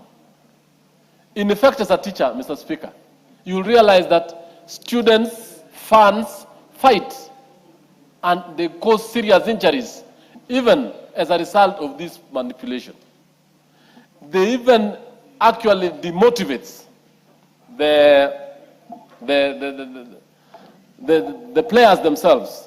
I've seen cases where we have match fixing. Match fixing actually kills the morale of the coach, it kills the morale of the participants, it kills the morale of the fans, it kills the morals of the sponsors, the people who give money to ensure that these games go on. So in effect, this bill is trying to create actually an environment where we are going to grow sports in this country and make Kenya the star of Africa as it is, and to make it a place where we can host international sports.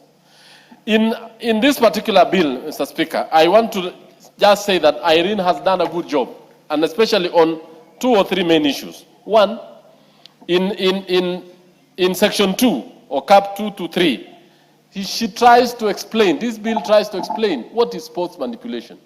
What does it entail? Up to now, the sports amendment bill or the sports bill has never explained about issues of manipulation, fixing, bribery, and even buying. Let me use, not buying or participating in corrupt deals to actually give wrong results. In clause 2, in clause 3, Mr. Speaker, it gives powers to Sports Kenya. This is an institution which is very strong in this country, to investigate, to bring into book people involved in manipulating results out of sports. Mr. Speaker, this has been actually wanting. Every other time when we have issues of sports manipulation or actually manipulating results, the victims end up without any recourse. But now this bill gives powers to Sports Kenya to carry out the investigation, give reports, and be able to table those reports and take corrective measures to those who are involved in it. Honorable Speaker, this is a very important thing. When you look at the Football Federation, when you look at the Olympic Games, when you look at all Africa Games and all sporting entities across the globe, they have a cause of recourse in the event that there's a dispute that arises out of match manipulation. Mr. Speaker, we also have the issue of Sports Tribunal. Actually, it gives the mandate of Sports Kenya to ensure that the Sports Tribunal be able to listen and be able to carry out a determination if there is any dispute arising out of the manipulation that is coming out. And more importantly, if there's a dispute that has come out of any football, any track field events, or any other particular activity. Mr. Speaker, one of the things that we need to know as a country, Kenya is actually the sporting nation #1 of Africa. And we say this has arisen out of what our government has done.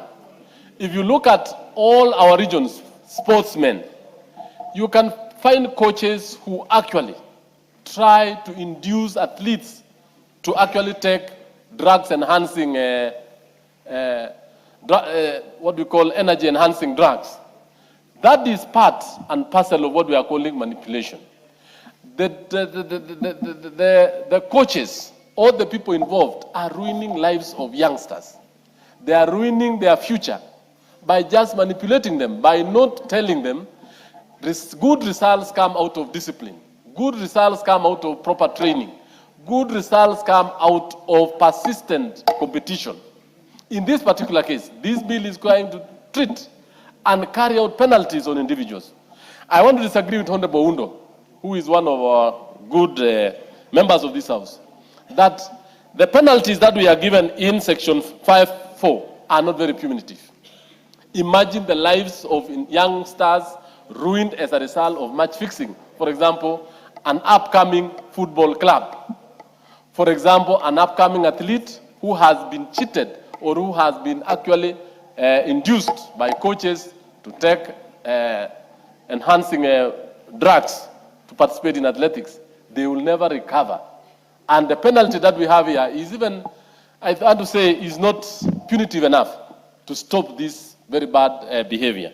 Honorable Speaker, you will realize that the standing of Kenya in the international field is going to be at a very high level out of this bill. That right now we will be recognized as having a disciplined, a working legislative act which will be able to allow even more international sporting activities to be carried out in this country. Lastly, Honorable Speaker, you'll realize that this particular bill is looking into that Kenya sports betting industry. I want to speak to that because we bet for good results. Youngsters and people across the globe have a very strong market through proper run games.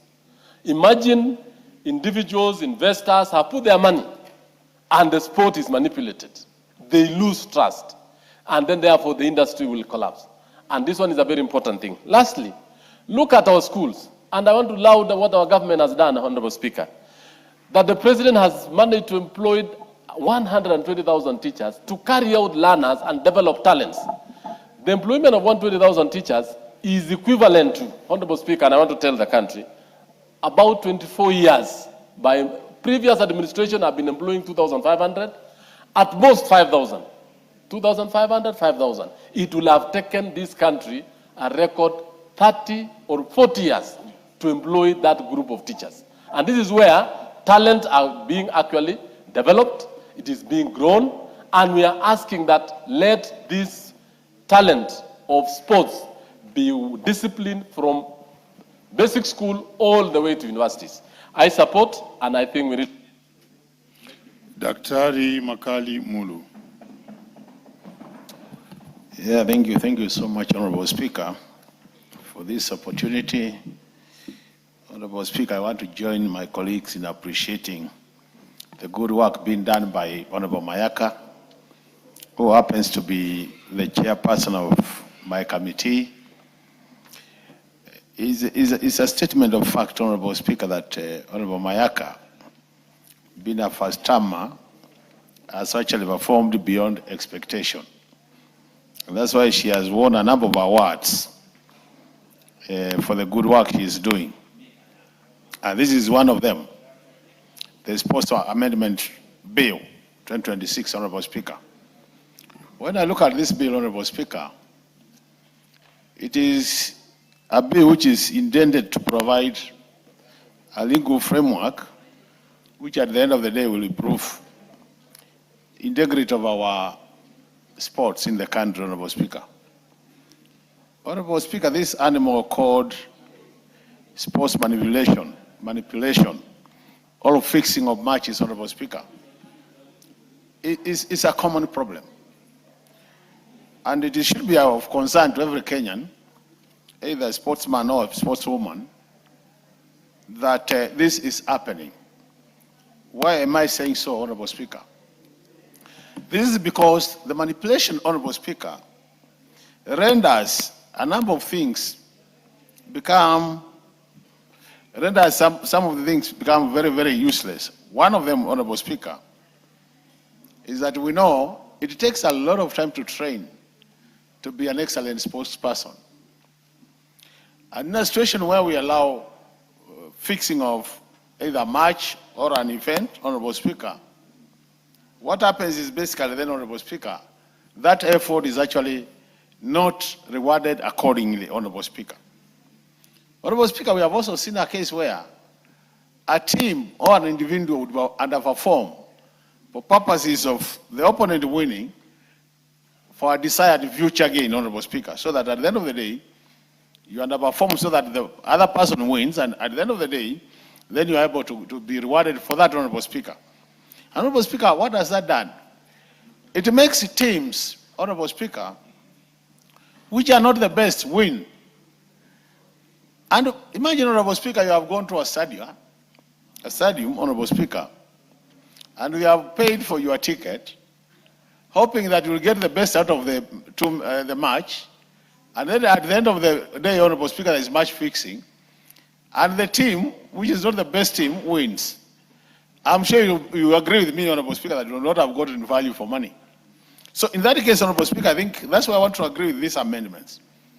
And one of them, which I totally agree with the Honorable Speaker, and I wish there was a way of enhancing it, is how we are saying, if you are caught to have participated in manipulation of either a match or another thing, Honorable Speaker, that you pay a fine of 1 million shillings. Honorable Speaker, I think really this should be enhanced so that the penalty becomes more punitive, Honorable Speaker, and then in that case, then you can stop this thing. The other thing, and which is also very interesting, Honorable Speaker, is what we are saying, that, Honorable Speaker, if it happens that you have manipulated a match, Honorable Speaker, the proceeds of that should also be taken over by the state. Another good proposal, Honorable Speaker, because there will be then no reason why you should go to that extent to manipulate, Honorable Speaker. The other thing also, Honorable Speaker, is addressing is the tribunal, Honorable Speaker, the sports tribunal, where we are saying in case you feel like you want to appeal, then we give you an opportunity, and this is important, Honorable Speaker, so that we don't punish people who might not have participated effectively in the manipulation. And I think that is really good for this country, so that we don't just lock the door, that if you are caught, you are punished, and you can't appeal. And I think the appealing process, Honorable Speaker, will allow people then to say, I'm not the one who either initiated it, or I was not an active participant in the manipulation, Honorable Speaker. But, Honorable Speaker, looking at this bill, Honorable Speaker,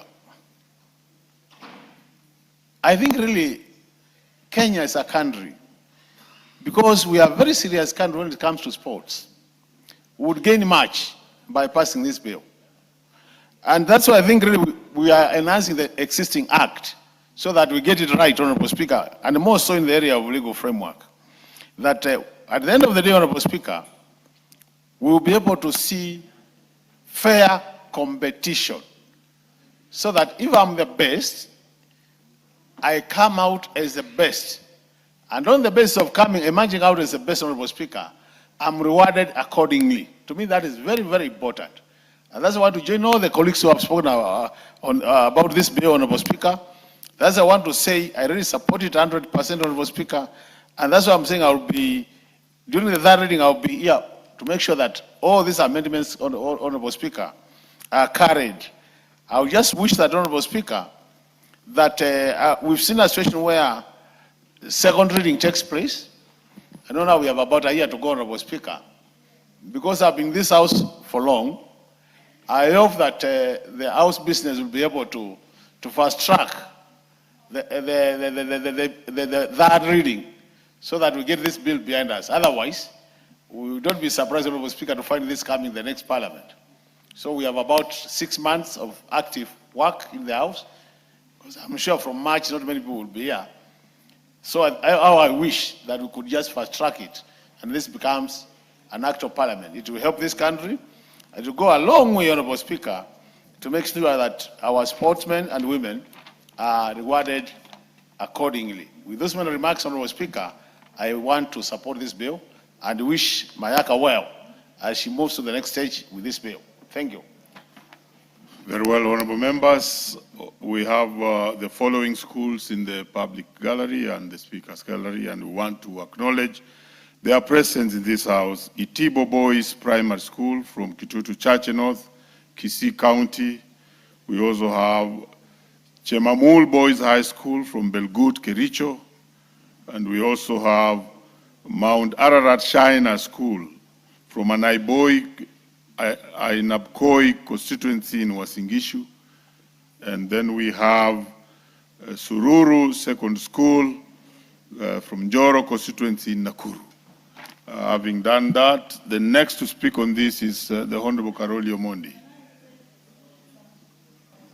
Okay, let me allow the Honorable Member for Kisii to welcome the students, and then we can listen to... Thank you, Mr. Speaker. Indeed, it's a privilege to have our daughters and sons in the house, and I want to welcome them, all of you.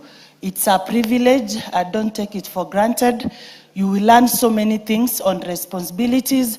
When you go back home, you will have a lot of stories to tell your friends, even your parents. You know, the first time when we came to Nairobi, Mr. Speaker, is when we had finished Form 4. So when I look up at Itibo from Kisii, I see their young girls and boys, their young boys and the other schools. So work hard, it really pays.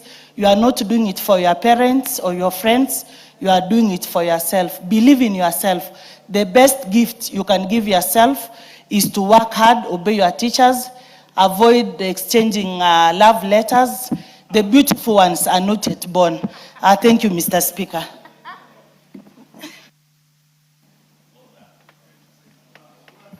I would want to ask the Honorable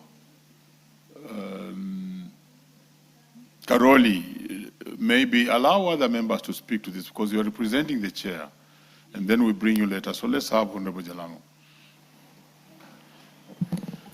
Thank you so much, Mr. Speaker. And I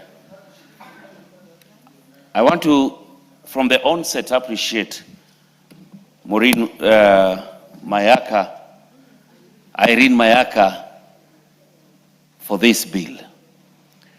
And I will want to first really dispute what Honorable Dr. Oundo said about the punitive way that we want to deal with those people who are involved in match fixing. Match fixing is criminal. Some of us here were born, and it is our talents that got us to be known, to be able to make a name and even be here. Can you imagine if everything that you are doing is already predetermined? Match fixing, Your Excellency, number one, creates loss of trust. Loss of trust in the competition, loss of trust in the games, loss of trust even in the players. I really know that even you, Mr. Speaker, seated there today, you would have wished to be in the gallery today to speak into this as a sportsman. It would be very sad that you are able to train and be able to push yourself, hoping for results that will be determined by the talent and the hard work you've been putting in the practice and in the training fields, only for somebody somewhere to have it predetermined because he's been paid, or somebody else somewhere is pushing them to fix a match. There's also damage of reputation, mostly to sports persons who have been involved in match fixing. There are so many talents that we've been able to lose. People who were so good at what they do, and just somebody somewhere came out and lied to the player that they would be able to fix a match and be able to earn some money. When they are caught, we lose great talents to these match fixing issues. Then the financial losses that comes into this thing is even bigger. Sports is one of the biggest revenue earners in this country and even worldwide. You can't mention top 10 most richest people in the world without mentioning some of the top sportsmen who've been able to make their livelihood out of their talent. And it will be very sad that some of these people who are caught into match fixing lose their credibility, lose their reputation, and are always condemned not to participate into these games, meaning they lose a lot beyond their talent. The financial impact is even much bigger. I want to take this opportunity to, from the onset, to appreciate what Irene Mayaka, the women rep, the incoming women rep of Nyamira County, has been able to create. She is a powerful woman who's been able to put some legislations and some bills, and this is just one of them that will go to the books, that later our sportsmen will know that in the 13th Parliament, there was a woman, a powerful lady in the name of Irene Mayaka, who stood with the sports people, the sports person, that their hard work in the fields, their hard work in the practice, their hard work with their talent was actualized by the fact that it was fair competition from the word go because of the punitive, how do I put it? The charges that are being here, the amount of money that you have to pay if you are caught into the match fixing. And all said and done, sports is growing in this country, across the country. Let me talk even in my constituency. And I want to tell the MP of Kibra, Talanta Sports Field does not lie in Kibra constituency. Talanta is in Langata. From the onset, I want to tell him, Kibra constituency ends.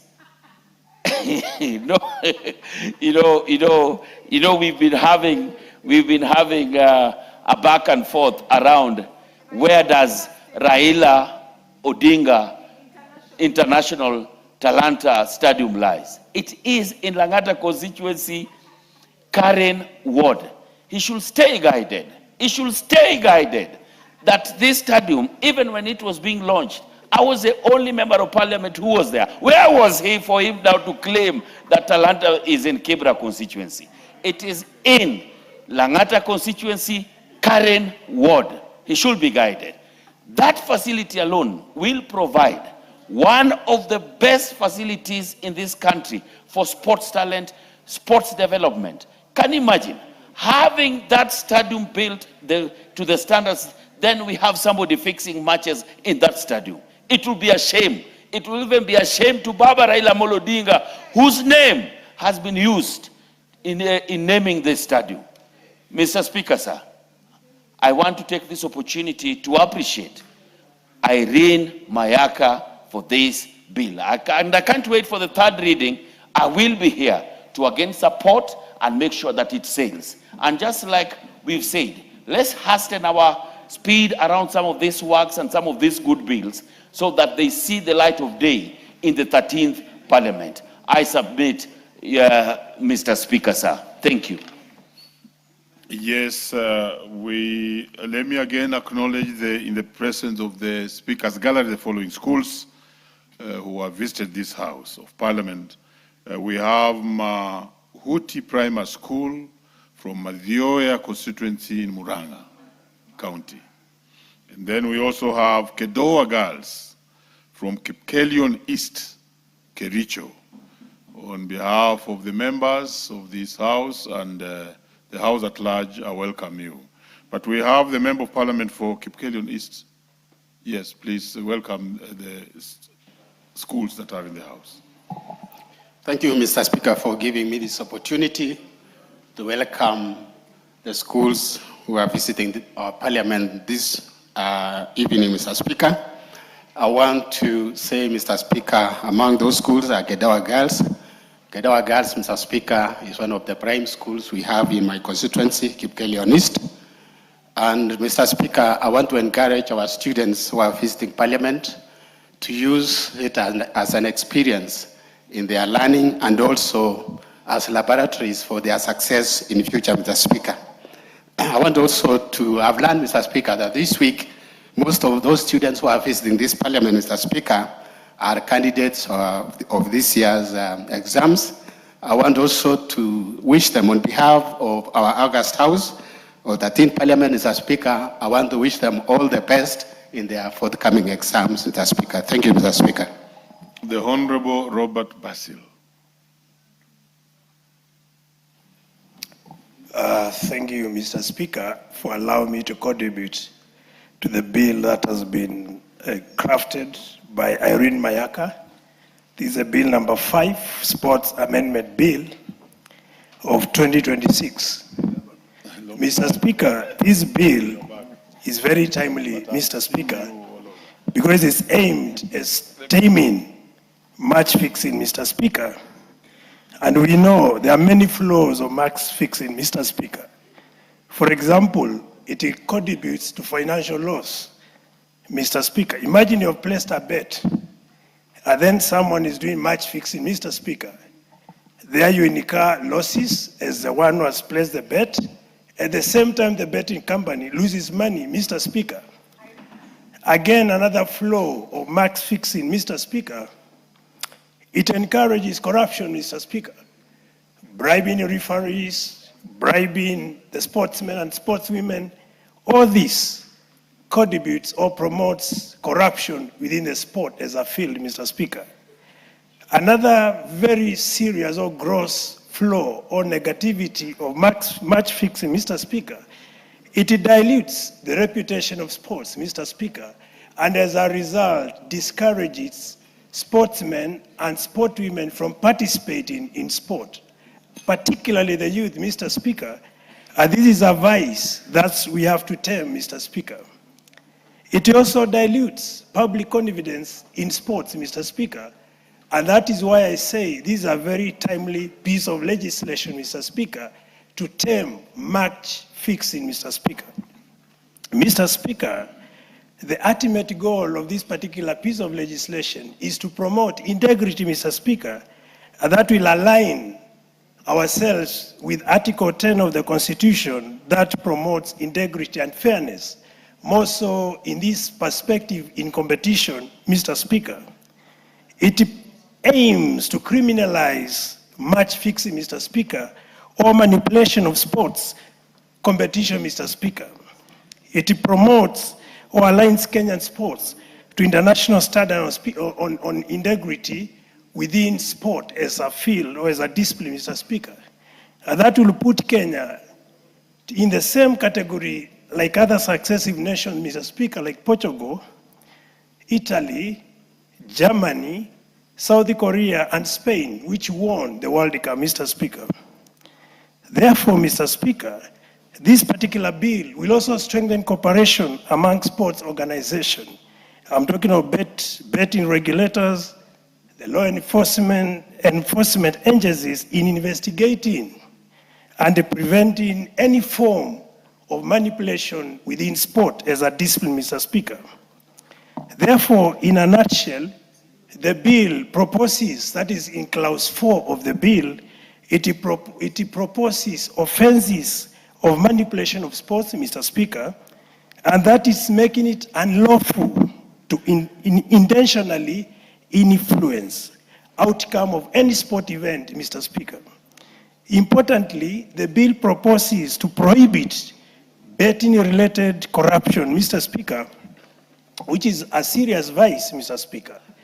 Also, it proposes criminalizing criminal penalties for offenders, Mr. Speaker, that is clause 5 of the particular bill, Mr. Speaker, and also allows confiscation of proceeds obtained from match fixing, Mr. Speaker. And these are some of the very punitive measures, Mr. Speaker, which is going to discourage people from participating in match fixing, Mr. Speaker. What will be the likely outcome, Mr. Speaker, of passing this particular bill? Allow me to shed light on this, Mr. Speaker. And one of the very possible outcomes is going to restore public confidence in sports as a discipline, Mr. Speaker. And this is going to enhance credibility, particularly in sports, and ensure those who participate in sporting events are actually rewarded for effort they have given to the sports activity as a discipline, Mr. Speaker. It is going to promote healthy competition in sports, and that is going to promote also fair betting and make also betting companies, as well as those betting, not incur and undue losses, Mr. Speaker, as a result of match fixing, Mr. Speaker. Therefore, Mr. Speaker, in summary, I fully support this legislation, this amendment, Mr. Speaker, because as indicated in the bill, the bill is supposed to amend Sports Act, Cap 2223, and that's why I say this is going to strengthen sporting activities in Kenya and make sport a very encouraging discipline, Mr. Speaker. And so many of our sportsmen and sportswomen will gain serious rewards or benefits from having this legislation passed by this House. With those few remarks, Mr. Speaker, I submit and I support the bill. Thank you. Yeah, the Honorable Beatrice Elachi. Thank you, Mr. Speaker. Mr. Speaker, I also rise to support the amendment bill of sports, Mr. Speaker, and to thank Irene and to really appreciate that the work she has done in this House. I am praying and hoping the people of Nyamira will look at her as a leader, as a legislator, and bring her back in this House as elected as their women rep in 2027. Having said that, Mr. Speaker, I am one person, and I want to thank you because you've also supported us in sports in Dagoretti North for many years. That carries a lot of young people who believe in sports. You find the best teams in Nairobi, most of them are in Dagoretti North. Mseto FC, Dagoretti North Hot Stars, Dago Stormers, Maranatha, and many others. And Mr. Speaker, you realize we also celebrate the girls who have played for this country, who came from Dagoretti Mixed. And they have done this sport. And then when you realize that we don't even have a bill to deal, or an act of parliament to deal with these manipulations that we find in sports, then that is where now we fail when we are building talents for our young people. So for me, the first thing that Irene is now doing for us is to bring in a strong law that also has penalties, that you can face a life ban, you can face suspension, you can be fined if you are found fixed matching or match fixing. And Mr. Speaker, what we need also is education for both our sportsmen and women. And this is not just about football. It's about the athletics that we have. It's about any sports that we have in this country. Remember, nowadays, it is sports that will give you a scholarship even to go to university. It gives you a scholarship to go abroad, Mr. Speaker. And so if we do not train ourselves and recognize and report even the attempts of all this, then we'll find ourselves in a crisis. But for me, knowing very well next year we will be also having AFCON, Mr. Speaker, and that's why we must fast track this bill, is that it is important. It puts Kenya at a very high level in terms of respecting sports and ensuring that we have the rules and regulations that run our sports. Mr. Speaker, you realize even our reporting system, when you look at the bill, it is now trying to bring in a better way of having a reporting system. You realize, Mr. Speaker, in betting, if we do not monitor, you find that when betting companies, sometimes when you look at the betting, you find it sometimes very unusual, and you're wondering why. It is because they have already known, they can even, if you follow through, you'll find they know the team that will win. And so they push you in a very unusual pattern, Mr. Speaker. And so those are some of the things we are saying. Honorable Achi, how Yes. do they know the team that will win? When you are betting, you see when you are betting, see you see how the pattern is just going. You find this pattern, the pattern is very unusual, and you are wondering, is that the team that, and you'll find the team will win, Mr. Speaker. So even them, they always know. So it is important, even when we are putting in this bill, to monitor and regulate also our betting companies. They play a big role in this fixed matching, Mr. Speaker. It is important to have an independent investigation, and I believe even as we come to the third reading, we shall try our best to ensure we now ensure. You can also have a team that can also follow when people are complaining, Mr. Speaker. We must work with the international and cooperate with them, because remember, it sort of goes cross-border. It operates across board. You find you're playing with Tanzania or Uganda, and guys can just play the game also there. And even internationally, we have seen.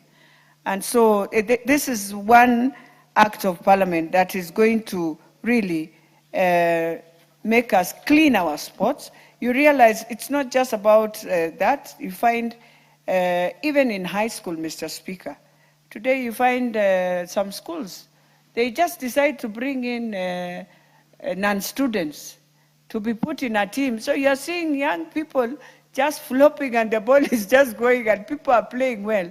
They have done, it's the same mistake where you take students who are non-student and you put them in the field to play with students. And so verification is very critical, even in our national sports that we have for our schools. We must do verification, that students who are in those games are students of those schools, not a school where you decide it is rugby and you have brought in the real professionals to play rugby with young students and you wonder what is happening. And when you look at them, you realize, that person is supposed to be in campus, not in high school.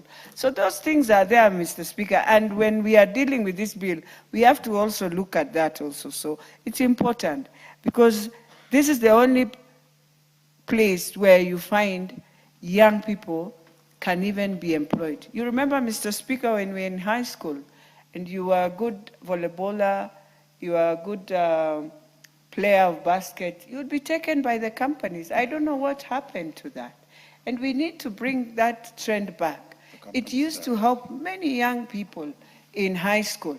They will finish playing. When they close school, you go play for transport, Transcom, all those girls from Mukumo, from Moi, they would go, Lugulu.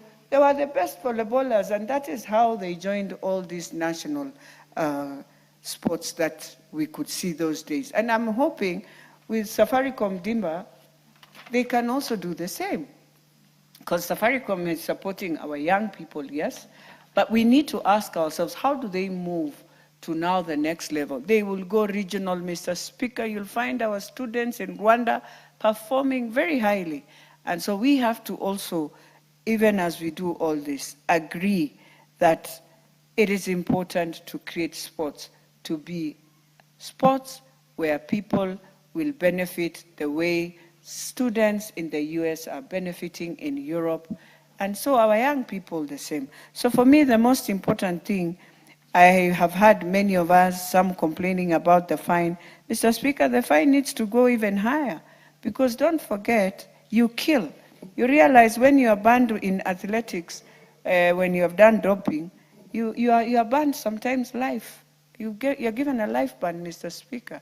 And so let us be serious. If we want to make this sector become a sector that can help our young people, let us put in rules and regulations and laws that can support the whole system, Mr. Speaker. And therefore, I want to thank Mayaka and to tell her it's not just me. I think the girls who are right now in Morocco will celebrate you because we were with them when you told them that you are doing, you're coming into Parliament to ensure this bill goes through. And we are praying for them. I am hoping the under-17 will perform, and I know they will perform. They've gone to the World Cup. This is the second time they are pushing themselves. So let us wish them well and let us support them as much as they are far. They are not far, they are in Morocco, but let us support them.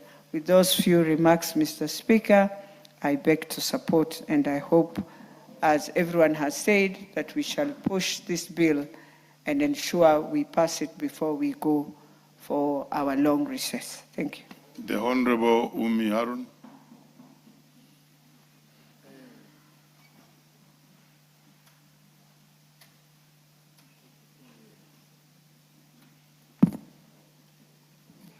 Thank you, Mr. Speaker, for giving me an opportunity to contribute on this very great bill that my sister, Honorable Irene Mayaka, has brought to the floor. Mr. Speaker, this bill is very timely, and I think it is going to restore integrity in our sports, because Kenya has not yet reached where we need to be globally due to the gaps in law that we have. Mr. Speaker, countries like Spain have fielded young boys below the age of 18 who even represented them to the level of the World Cup, which was just played recently. Yes, that boy was called Kubasi. He's called Yamal, Lamine Yamal, a very young man who I really admire how he plays his sports. And this is because such countries have prepared themselves, both in their infrastructure and in their laws. Mr. Speaker, we have a very great president who has put so much effort in developing the infrastructure of our sports and taking our country forward. Even in the agendas that we hear is that we are supposed to go to and reach the levels of Singapore, Mr. Speaker. And for us to reach Singapore, we must match in our legislations. And thus, this is one of the bills that will take us there, Mr. Speaker. Mr. Speaker, I want to congratulate my sister because we have also seen the sports like Kenya has gained a lot of admiration in our sports, such as athletics, and we need to reach and achieve that even across different sports, the likes of athletics, Mr. Speaker. Our rugby players must also get that recognition. Our athletics team must also get them, Mr. Speaker, and we must be able to support such bills so that we can grow our sports and also grow and create jobs for the young people who are playing this particular sports. Mr. Speaker, the passion for this bill does not come out of nowhere because Honorable Irene Mayaka has shown a lot of great interest from the time she was nominated to this House. And even before she joined the House, Mr. Speaker, she has always been very passionate. And I think the likes of her in this House will take our country forward, Mr. Speaker. And I want to let the young people of the country know that we have a great leader in her, and we should support the likes of Honorable Irene to be able to have such great bills. Mr. Speaker, we have the Talanta Academy that Kenya had proposed 2 years ago. Such academies will be able to grow the talents of the young footballers that we have in this country. Mr. Speaker, I come from Garissa County, and we have a football team called Motown Boys. And instead of spending so much time watching Arsenal, which is my team, I would also want to watch Motown in the international spaces. We also had a young man called Shano and Ramos, who went to international trials, but they did not succeed, not because they lack the capacity and the talent, but because we are not yet there as a country. So, Mr. Speaker, such laws will provide the platform and give our young boys the talent and the support and the logistics that they need to go there, Mr. Speaker. And for us as a House, we need to match the energy that our President has in providing quality laws so that we can be able to achieve visions like Singapore and achieve our visions like having young boys, like I said, Yamal Lamin, who is also a young man. There are many Yamals in this country, Mr. Speaker, and we must give them that support. And it starts from accepting such a beautiful bill so that we can grow forward as a country. Thank you, Mr. Speaker. Jared Okello. Honorable. Honorable Speaker, firstly, let me thank you for giving us the opportunity to speak on this, and additionally thank my sister, Honorable Mayaka, for birthing this great bill. Honorable Mayaka has been known to be a very prolific bills writer, and this is not just her first. She has facilitated and sponsored many bills into this House, and therefore really meriting the nomination that she was given by the biggest political party in Africa, Orange Democratic Movement Party of Kenya. Honorable Speaker, what she has done is a demonstration that she can move from a nominated slot to a universal suffrage election by Nyamira people. And I want to let people of Nyamira to know that in Honorable Mayaka, they have a jewel that they should protect, Honorable Speaker. Honorable Speaker, a match fixing is criminal. You know, to be an imposter is criminal. To carry out plagiarism is criminal. So much less this, where people manipulate the processes to have undue advantage over other players or over other teams, Honorable Speaker. And it has to be treated as such. It is criminal. Honorable Speaker, the last 5 years, I have been dealing with a very complex matter at the United Nations General Assembly every September, where we have been debating about sports trafficking involving football together with athletics, Honorable Speaker, where you have crooks taking advantage of very young, innocent, ignorant children under the guise of registering them and plugging them into football clubs abroad, Honorable Speaker, only for these innocent children having been taken full advantage of, including their parents, paying agents that do not exist, or agents who are just out to make money, Honorable Speaker. They land abroad only to realize that those clubs never exist, whatever they were promised is not there, and they have to now contend with cold weather on the streets abroad. So this is kind of closely related to the subject at hand, Honorable Speaker. Honorable Speaker, I'm glad that you are two in one. You have been a teacher, and I believe you've been coaching football in schools where you taught. And additionally, Honorable Speaker, you play for Bunge FC. And you understand all the rules attendant to football, Honorable Speaker, or soccer, for that matter. And you have seen firsthand how certain times people use crooked means to unduly give themselves a win, Honorable Speaker, something which is criminal and has to be treated very much as such, Honorable Speaker. Honorable Speaker, I watch football. I watched the recently concluded World Cup, Honorable Speaker. I was more interested in seeing African teams play.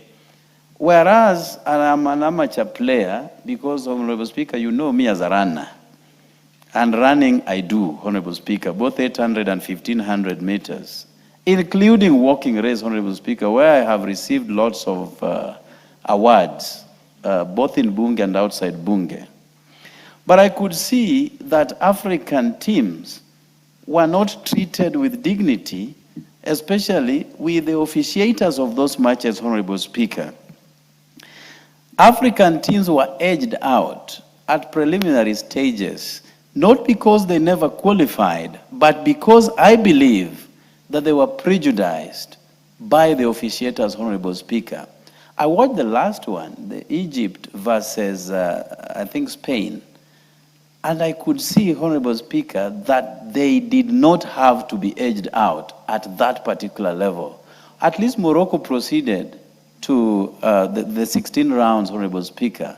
But we could have done much better if everybody played by the rules and no one enjoyed any advantage over the other, Honorable Speaker. Honorable Speaker, match fixing must therefore be addressed. We have FIFA, which is charged with the responsibility of regulating everything around football, Honorable Speaker. We understand that they cannot spread their tentacles that wide, but at least they need to start somewhere where those who have been charged or have participated in this criminal act must be gotten rid of, at least for 5 years, or even more, for not playing by the rules, Honorable Speaker. But we haven't seen FIFA flexing its muscles and using its teeth to bite where it should, Honorable Speaker. And those rules that should be enacted by FIFA should be cascaded downwards, even to the smallest of clubs in our villages, Honorable Speaker. Honorable Speaker, having been a teacher and a football coach as such, we have seen numerous times schools playing against other schools, and those who qualify are not really the best of teams that should qualify, Honorable Speaker. I have seen many times in this country every year certain schools lodging complaints with tribunals, sports tribunals, Honorable Speaker. And a few times I have seen those decisions tinkered with, those decisions disturbed by the tribunals, so that the rightful candidate, the rightful school, should be given the award, Honorable Speaker. And if our children have to be subjected to this kind of match fixing at that tender age, Honorable Speaker, where schools advance, not because they are the schools that qualify, but they were unduly given the win, Honorable Speaker. So these are people who are going to grow up knowing that in order to get anything in this world, you do not necessarily have to play by the rules. So we have to start somewhere as a country, and this is a very starting point. This bill that has been brought forth by my sister, Honorable Mayaka, Honorable Speaker. The penalty that has been preferred here, I believe that my sister, Honorable Mayaka, will be able to relook into it, or rather I will push an amendment that we can move it from 1 million to 5 million shillings, Honorable Speaker, so that the rightful winner is given the opportunity, and not people who do not qualify, and at the end of the day, get what is not theirs, Honorable Speaker. Everybody should play by the rules. Everybody should be subjected to our laws as a nation. And this is going to be a very good starting point. If we do so, Honorable Speaker, probably this is going to be the first time in our history that Kenya will qualify for World Cup. I've always, Honorable Speaker, been praying after every 4 years that my country will at least this time qualify. We've had Dennis Oliech, the menace, who was a World Cup material. We have had Olunga now, a World Cup material. But because of all the gerrymandering and crooks who ran the show, deny Kenya an opportunity to appear at the World Cup, Honorable Speaker. But let me pray and believe and hope, not against hope, but hope, that one time in our lifetime, Kenya is going to represent us as a nation in the World Cup, Honorable Speaker, sooner than later. I thank you for the opportunity, Honorable Speaker. I hope you will stay to see Kenya play the World Cup. But Honorable Jared, when you are introducing me from the football circles, I'm not ordinary. I am actually an ex-international because by 1988 I'd had a call in the national team. Let's listen to the Honorable Patrick and then Jack Wamboka. Thank you, Mr. Speaker, for giving me this opportunity. And I wish to congratulate my sister Irene Mayaka for this amendment. It is a timely amendment, Mr. Speaker, and more so given the influx of betting. And I believe this bill should have been here long before this craze of betting came up.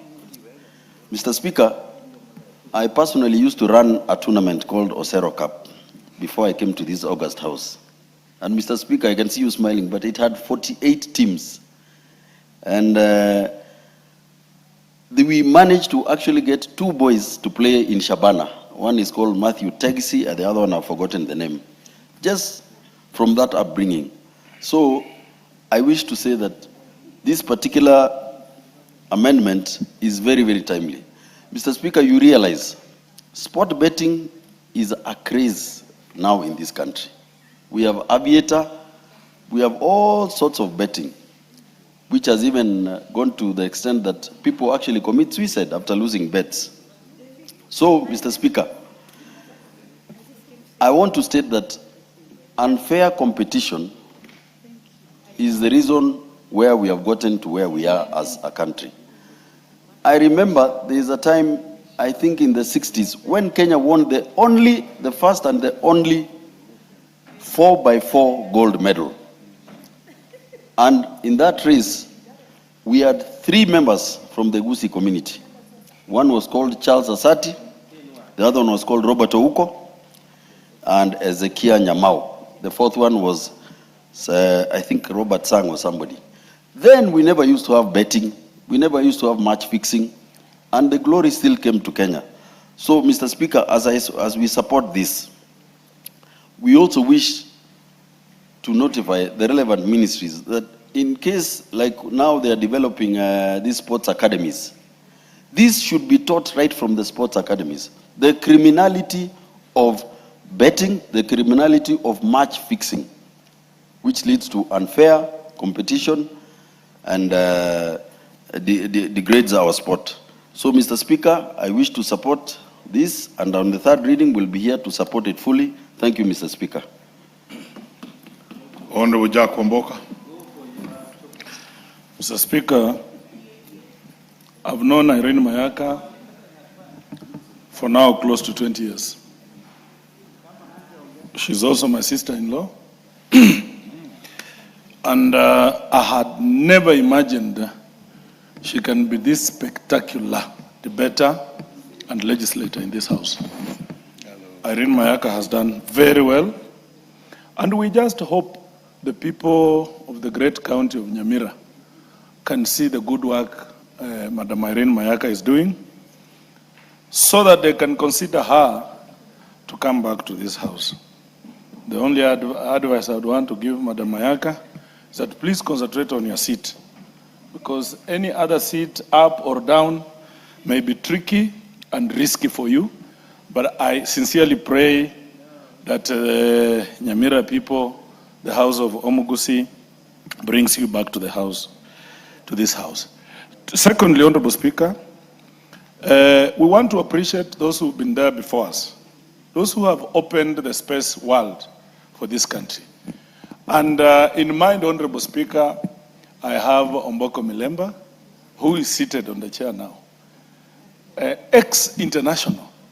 Honorable Speaker, as a member of Bunge FC, one of the moments that I love is to just watch at how you dribble the ball in the midfield. And I'm very encouraged at your age. I think young people, young sportsmen and women should emulate such kind of people, and the discipline You know, we would be on the field, and when someone is substituted, they don't feel it, they don't like it, they blame the coach. But Honorable Speaker, I have never seen the mighty walking midfielder throw tantrums on the field, Honorable Speaker. Football being what it is, sports being what it is, it must be regulated, Honorable Speaker. And this has come in very timely because sport is now a very big business, Honorable Speaker. The betting firms are making a lot of money from sport. If left unregulated, Honorable Speaker, we then do not have a country. International organizations like FIFA and others, some major academies of football, they will want to tap into an organized country, Honorable Speaker. And this is going to bring order. This regulation is going to bring order, Honorable Speaker, in the sporting industry. I remember the case of City Stars, Honorable Speaker. Nothing happened. Nothing happened. And you know, at the end of the day, the world is watching what Kenya does with this kind of things. So it is a very timely amendment to the bill. Honorable Speaker, we need to cascade this down. The discipline must start from primary schools. When these schools are doing their sporting activities, Honorable Speaker, we want to encourage discipline. We want to encourage that they observe the rule of law so that they can be attractive internationally, Honorable Speaker. We have seen a scenario where schools go for each other's neck, Honorable Speaker. When St. Joseph's Kitale, St. Anthony Kitale are playing, you would think that it's a World War II, Honorable Speaker. They are going for each other, and whereas sports is supposed to be enjoyed, you watch the game, how people are playing and feel nice and appreciate the winners. These people go for each other, Honorable Speaker. They go and poach very old people from other countries, other counties, from other villages to come and play. And now you can imagine, Honorable Speaker, if you have young kids from 4, from 3, from 2, from 1, but the other school has poached a very old person who has even finished campus, and you know that is a very unfair competition, and it's also risky for these children. So this is going to bring sanity, Honorable Speaker. We want our young people to join serious football clubs like the one I support, like Arsenal, Honorable Speaker. Serious clubs. You know, I saw some people saying that they support Man U, and I looked at them and say, are you for real? Are you for real? Honorable Speaker, I normally never want to cross the path of the bad girl, and so I will quit that very quickly. Looking at the World Cup, Honorable Speaker, African teams had talent. You could see Senegal play. Up to the 86th minute, they are 2-0, Honorable Speaker. But how they lose out, Honorable Speaker, it is disheartening, Honorable Speaker. It is disheartening. And it goes back to how football is managed in African countries, Honorable Speaker. I just hope that one day, with this kind of legislations coming into play, in our lifetime, we will have our country going to the World Cup and going way through to semis and even to finals, Honorable Speaker. I want to urge the government, please concentrate monies in building talents. Support talent. One, by building infrastructure, Honorable Speaker. We want the stadiums that are ongoing to be completed. Honorable Speaker, in Bungoma County, we have Masinde Muliro Stadium in Kandui. This stadium was started almost 10 years ago, Honorable Speaker. Up to now, it is not finished. It's not completed, Honorable Speaker. We want to urge the government to balance development. When you want to finish Homa Bay Stadium very quickly, Honorable Speaker, you want to complete Garissa very quickly, please prioritize Bungoma also, because Bungoma people are also taxpayers. There is no way a stadium in Bungoma can take over 10 years, Honorable Speaker, while a stadium in Homa Bay took 3 years, Honorable Speaker. We want fairness as a people because we pay taxes. We want to encourage the government to continue putting money, Honorable Speaker, just protect me because there's nothing out of order here. We want to encourage the government to ensure that at least every county, Honorable Speaker. Order, Honorable Nami. What is out of order, Leader?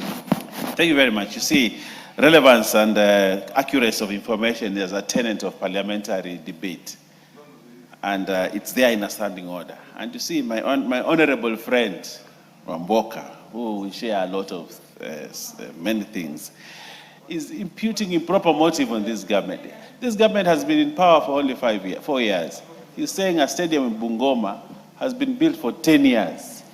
And that the one in, I don't know, Homa Bay has been built for only 3 years. But you see, the period that he's citing and saying there's unfairness in this government is irrelevant in his speech, and he should correct, he should give credit. He should actually credit this government for building the Homa Bay in 3 years, but the previous government never took care of the interests of the people of Bungoma.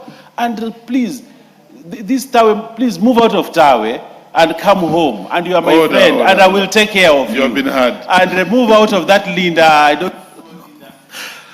Proceed, Honorable Nami. Honorable Speaker, I don't know what my brother knows as a definition of government, because any country, and Kenya as such, must have a government anytime, all the time.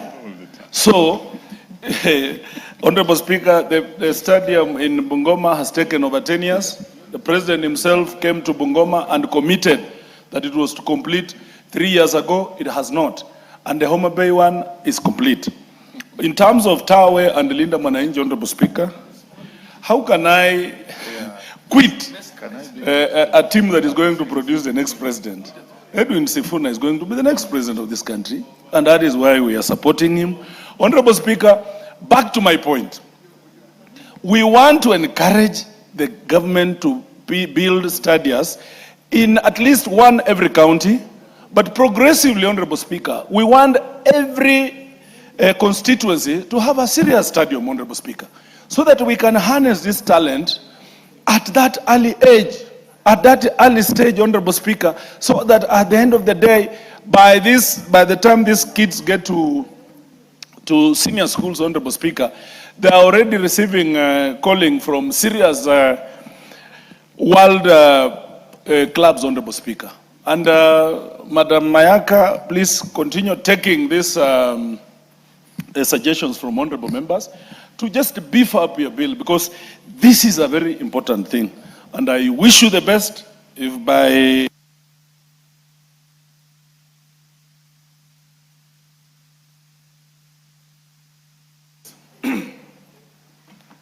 half a minute to conclude. You can't use two mics at the same time. Exactly, Honorable Speaker. You must advise these clerks of ours. At times they do a good job, but at times they forget.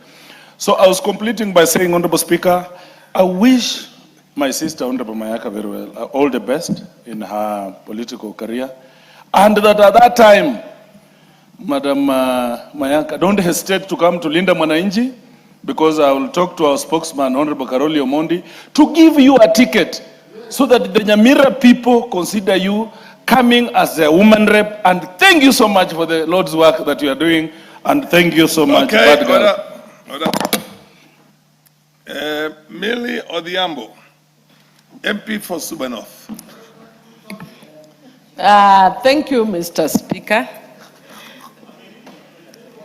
Thank you, Mr. Speaker, for giving me this opportunity to speak to the Sports Amendment Bill 2026 by Honorable Irene Mayaka. Mr. Speaker, first of all, let me just laud Honorable Mayaka for this excellent work.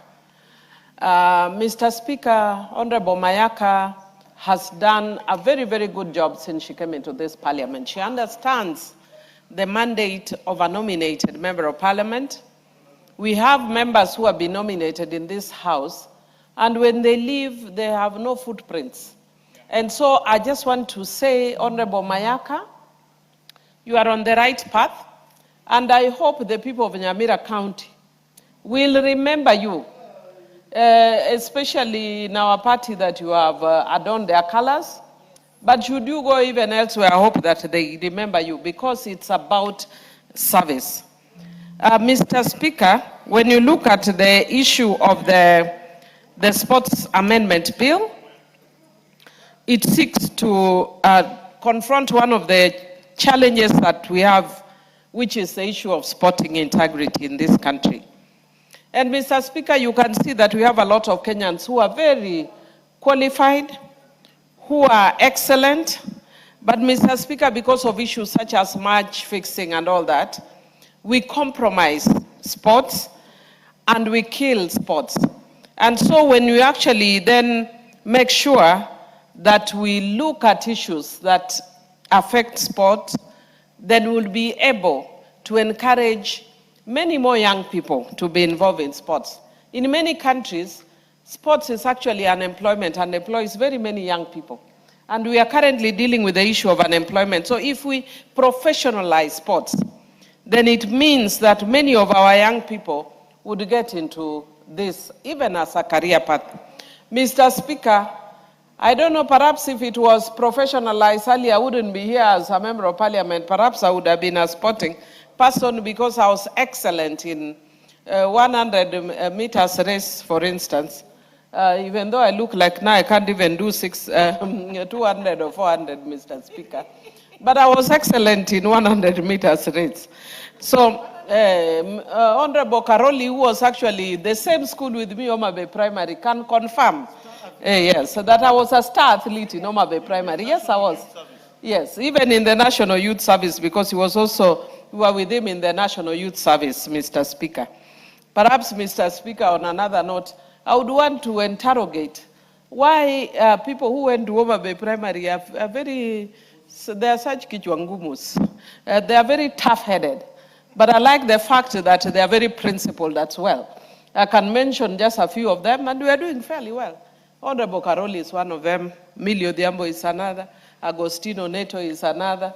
Jalas is another. C.S. Ogamba is another. So we have very many. I'm just saying just a few. But we have a few people who went to our school. It was a good school. And yes, we are way ahead of Alliance. It's just that because our school is down in southern Nyanza, people don't realize it. Mr. Speaker, back to this bill. The bill deals with the issue of manipulation of sports competition. It also looks at investigative powers and provides a 6-month investigative timeline for Sports Kenya. The bill also looks at the jurisdiction of a sports tribunal over manipulation appeals. And this is very important because sometimes when we delay too much with dealing with issues which are presented where there's a conflict, it might discourage people. It also has a standalone offense of sports manipulation that also has penalties. And then it also has forfeiture of all proceeds gained through manipulation. Mr. Speaker, you know that one of our sons, I forget his name, that was such a great sportsman, was caught up at an international level in this kind of situation and lost. And Mr. Speaker, we are losing a lot of our young people internationally. And because internationally they may not be able to get as much focus and attention when they are here back at home, you find that a lot of them end up, missing their paths. Very recently, I was seeing online one of our excellent rugby players that was brought back, Maurice Odumbe, that was brought back to Kenya. And Mr. Speaker, if they were playing for Kenya, and because we are professionalized sports, Mr. Speaker, then they wouldn't be facing the kind of challenges that they face. Mr. Speaker, I don't want to talk too much to this because it's a fairly straightforward bill. And I want to also just congratulate Mayaka that she's also doing something that is not very common. A lot of people don't associate women with sporting. And she's come out very strongly, especially football. I was told not to use the word soccer because it's more American. We associate more with football. And she's done very much to support sports and especially football in this country. But much more our girls, like the Harambee Starlets. She's always there calling us, seeking our support for the girls, even though unfortunately they were beaten in their last game. But we are still proud of them, that they are lifting this country, the flag of this country very high. And we encourage our women and young men to stay and to be focused. And, you know, once this bill passes, then it means that our sporting activities will go very far. I know Honorable Omboko was very concerned about the Homa Bay Stadium and was concerned why the Bungoma one has taken long. But if you look at the Homa Bay one, it was actually started by Honorable, the former Governor Awiti, and then the President came now to complete it. And because of that, perhaps that's why it has taken very, very fast, because there was already a framework. So it's not necessarily a reason to castigate the government. Perhaps he may look for other reasons to castigate the government. But on this one, the framework was already there. So the government came in and completed. And we are happy because even though the Talanta Stadium is named after Raila, but the name Talanta is swallowing it. And we would want to encourage the government to look for another facility where it is just Raila Amolo Odinga Stadium, not fighting with Talanta over the name, because we want to remember Honorable Raila for the excellent work that he did for this country on democratization, on issues of the rule of law. And Mr. Speaker, that is one I was in Ramogi earlier this morning. And I said that one of the things that I'm very concerned about is that we stay true to those ideals, stay true to democratic ideals, stay true to issues of integrity, which Mayaka is trying to promote in this bill. And Mr. Speaker, because we are not supporting the late Honorable Raila because of his looks, no, we were supporting him because of his ideals. And the moment we lose those ideals, we also lose the public. We must be pro-people. We must be concerned about the things that affect Kenyans. And therefore, even when we are doing our legislative work must respect or must show that leaning to issues that affect the citizens. Once again, congratulations, Irene. And I wish you the very, very best. And I hope that you do get elected. And if the people of Nyamira are listening to me, I want to tell you that you have a gem here. You know, an excellent gem like Emilio Diambo, myself, who is speaking. Because if you don't praise yourself, sometimes you might not get people praising you. Because I've done an excellent work here. So Irene, please keep up with the good work, and with those few remarks, I do support. Karoli Omondi, another Homa Bay Primary alumni. Yes, Homa Bay Primary and Homa Bay High School, among others. Thank you very much, Honorable Speaker. I'm actually speaking on behalf of the chairperson of the Departmental Committee on Sports and Culture. And as a committee and on behalf of the chairman, we support the second reading of the Sports Amendment Bill, National Assembly Bill number 5 of 2026. Honorable Speaker, the principal objective of the bill is to criminalize acts of manipulation of sports competitions, commonly known as match fixing. Honorable Speaker, it is important that we understand what manipulation is. If you look at the bill, it is where the natural order or the natural outcome of a particular sporting competition is disrupted, either because somebody has been bribed, in other words, they've received gifts, whether cash or other benefits, so as to throw away a match, or there's some form of collusion to fix the outcome of that particular competition. But there are other elements that may include things like age fraud, where you include in a competition people who do not meet the qualifications such as age. Honorable Speaker, in ancient Rome, you will remember the gladiators used to enter the arena with the following words in their lips. The Colosseum. Colosseum, Colosseo.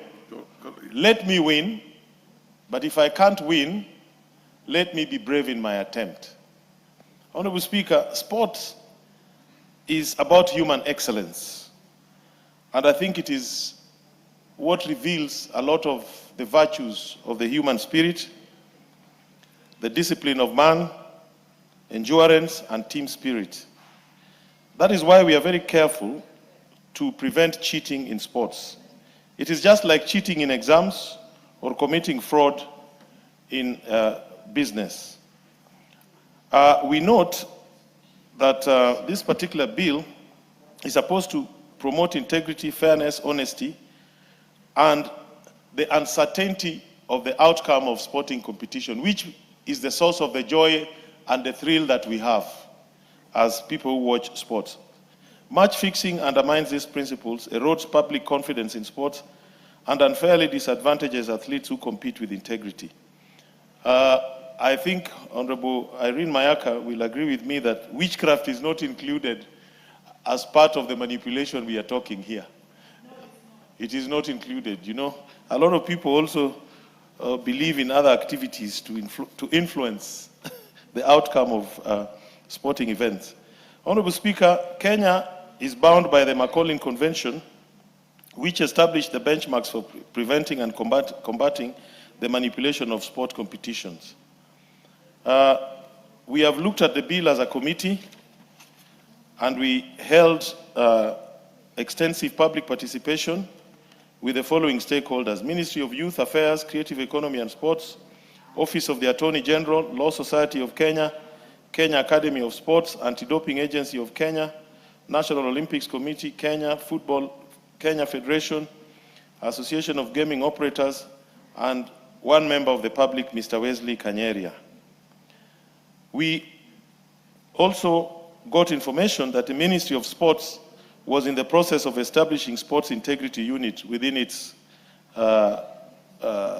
structure so as to deal with issues of promoting integrity, transparency, and ethical conduct in sports. We have not held the bill back because of this. We have actually told the ministry, when they are ready with their integrity unit, we will amend the law. So they should follow the law and catch up with us. The stakeholders had asked the committee that certain things be considered. One was that we needed to harmonize this bill with other existing laws, such as Anti-Bribery Act, the Gambling Control Act, and the Penal Code, so that we deal away with overlaps and also make sure that there's harmonization of various definitions of certain terms, such as manipulation of sports competition. We also noted that Sports Kenya lacks the institutional capacity, statutory mandate, and specialized expertise to investigate criminal offenses.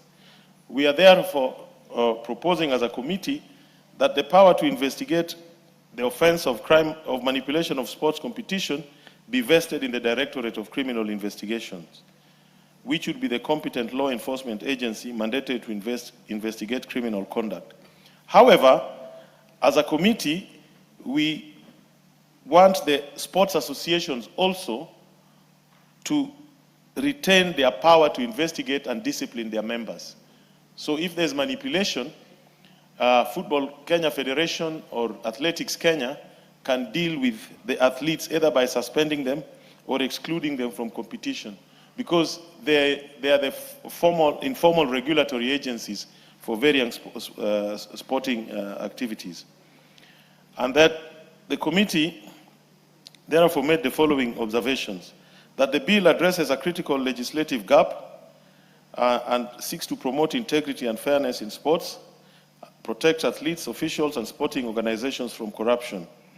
We therefore plan to move a few amendments at the committee stage to streamline the definition of the act of manipulation, as I've said, delete clauses that provide that Sports Kenya will investigate incidences of manipulation and vest that role in the Directorate of Criminal Investigation, and provide a two-tier investigative process in regards to manipulation of sports. While the DCI will be tasked with investigating the criminal element of the act, the sports organizations or the federations will also be mandated to initiate disciplinary proceedings and investigations in regard to the professional athletes registered with them. And we will also be proposing amendments to enhance the penalties for the offenses of manipulation. Honorable Speaker, Permit me to conclude by stating that this bill is timely and necessary, and the committee is fully in support. Thank you very much, Honorable Speaker. Mboko Melemba. And then Cherarot. Thank you, Honorable Speaker. Then you, Kituru. This is a great bill of its time because over the years we have heard rumors and talk about manipulation in sports. More so, what has been common in our area has been the athletics, where many Kenyans athletes lost their places because they were said to have manipulated their energies, maybe by using substances that could enhance their energy. And we lost some of the very best sporting people in the area of athletics. And therefore, I would wish that Honorable Mayaka should have expanded the scope of this bill. I don't know if we shall have such a chance to do it during the third reading. Order, honorable members. Honorable Karoli. To include other space. Honorable Mboko is making very valid, important contribution, including ideas that will help you enhance this bill. And the three of you are engaging in some small kamukunji there. Proceed, listen to him. Thank you. So I thought maybe the third reading, or as may be possible, if Honorable Mayaka, we could expand the scope to include the manipulation that comes with the substances that enhance influence. Substance abuse. Yes, substance abuse. I know they could be having their own line of legislation, but this could also provide space to deal with those substances because they also manipulate the sport. You remember the popular Diego Maradona in the World Cup that was in Germany. And when just Diego was going to face the finals against Germany, he was banned for substance. I think that's part of manipulation. And we needed to expand a little bit more. Honorable Mayaka, again, you realize that many members who have spoken to this, they seem to be speaking to other influencing factors of manipulation away from just betting. But those that also go with the maiming, not maiming really, but disguising players who come in to disguise as legible players, but they are not legible players. And many speakers did speak on this right from the level of just school competitions to all other competitions. I remember when I used to play Premier League, then it was called Super League. We had cards of identification, which means that that's another area of manipulation. I don't know if you wish that that will be dealt with in ordinary regulations of the football organizing groups in this country, or you also want a legislation in that area. The Honorable Mayaka, you have brought a bill which is of great concern to Kenyans, because Kenyans really would want, and generally, to see the sport, more so football, being the most popular sport here, being refined to actually be genuine and not to have manipulation. Our history of manipulation goes back to very long time ago, but we have had real situations where FIFA has had to intervene. Like in 2019, when FIFA intervened directly in the Kenyan football by banning one of our best players, that was the national player called George Owino, because he was involved in manipulation issues. We also remember the Zoo. There was a team here called Zoo FC, which FIFA intervened directly and asked the Kenyan Football Federation to relegate to a lower grade because of manipulation. And you may even remember the story of Sofapaka, because I used to be around the fields those days. Sofapaka, which was also accused of manipulation and ended up, even, Honorable Speaker, bringing a company called 3D, which later on hired a Portuguese coach. And the entire performance of Sofapaka was investigated and found that it was basically based on manipulation. And FIFA took action on a team called Sofapaka then. And that even does not leave out the likes of Moroni FC, which again had an intervention of FIFA. And therefore, I think this is a very good bill which we should look at the fines. At the level where you are talking about the punishments or the fines or the mitigating factors to stop this menace, we really must be very strict, because the fines must be punitive enough to discourage the vice. Because manipulation in sports, especially football, it is so enticing because people want to win glory and people want to win trophies. And if we make the punishment as low as I noticed you are putting to below 1 million, and no, you are dealing with football clubs, Premier League clubs. Like I told you, by 1988, I was playing Kenyan football, Premier League. 1 million currently on a Premier League side is very little money. And therefore, this will just be a walk in the park. So the punishment, we need to talk about it so that we make it punitive enough to discourage the vice of manipulating matches in this country. Otherwise, I want to support this bill and look forward to a much better sport. I also think that something should be done, or we should do some legislation around the betting companies. Because even if you watch the World Cup, the way those matches were moving on, why would African countries play so well and look like they're winning?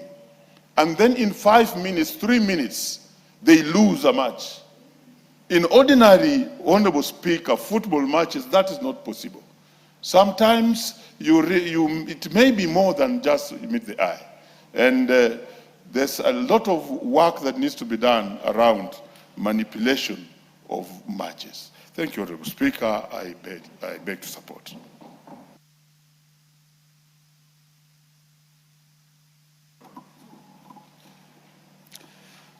Thank you, Mr. Speaker. I stand to support the bill that Irene Mayaka has brought about the amendment of sports bill, Mr. Speaker. I want to say, Mr. Speaker, here Irene has proved to be what she's been. Most of the time, Mr. Speaker, I never attend the games because I'm also a football fan. I find Irene Mayaka in uniform and supporting the team that she's supporting, Mr. Speaker. As also a player of Bungo FC with my colleague, Mwalimu here, Mr. Speaker, I want to say that every morning at 6, we wake up and we go to Ulinzi Field, Mr. Speaker. And there we do a lot of practice, Mr. Speaker. We are doing this because we want, when we are playing our opponents, Mr. Speaker, we can perform well. And here, Mr. Speaker, when you face your opponent team, you find out that maybe the rivalry has been compromised, Mr. Speaker. And that is where things go wrong. Therefore, I support this bill, Mr. Speaker, because it is going to bring some integrity and discipline in sports, Mr. Speaker. Criminalizing match fixing, Mr. Speaker, will also instill discipline among the players and even the team, the managers and the coaches who are handling those teams, Mr. Speaker.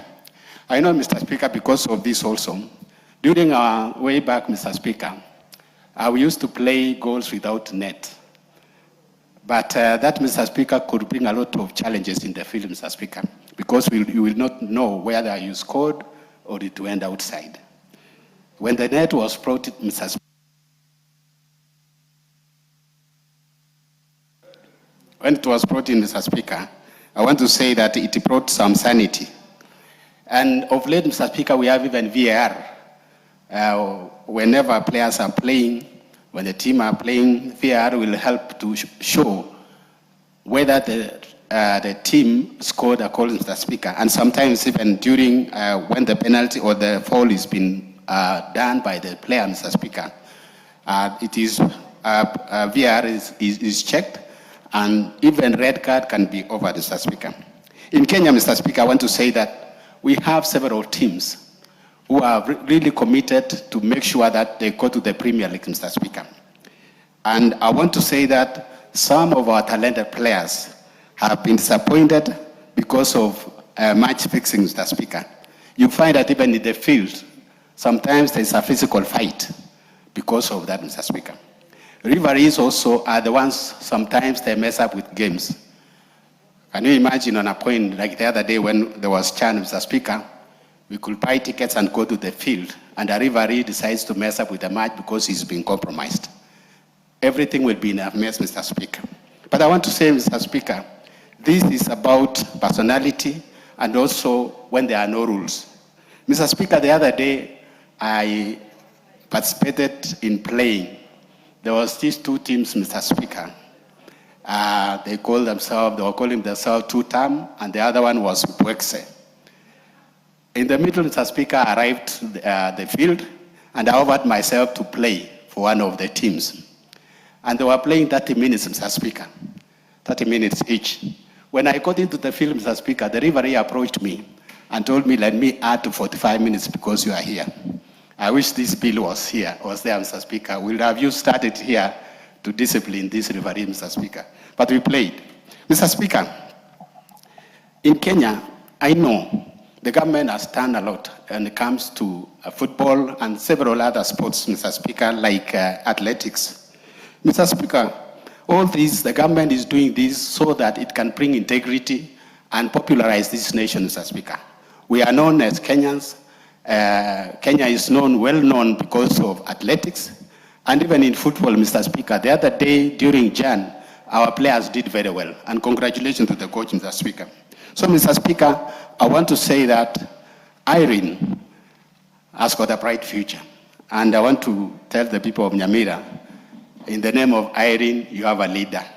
So, Mr. Speaker, I want also to add on this, Mr. Speaker, that raising the standard of playing in our country can make us earn respect globally, Mr. Speaker, because this is going to help us a lot.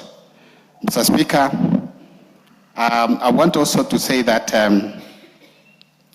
when it comes to match fixing, actually it destroys the integrity of players, integrity of a team, and also integrity of our nation. Mr. Speaker, I want to support and I want to endorse the bill which has been brought by Irene Mayaka. Thank you, Mr. Speaker. I submit.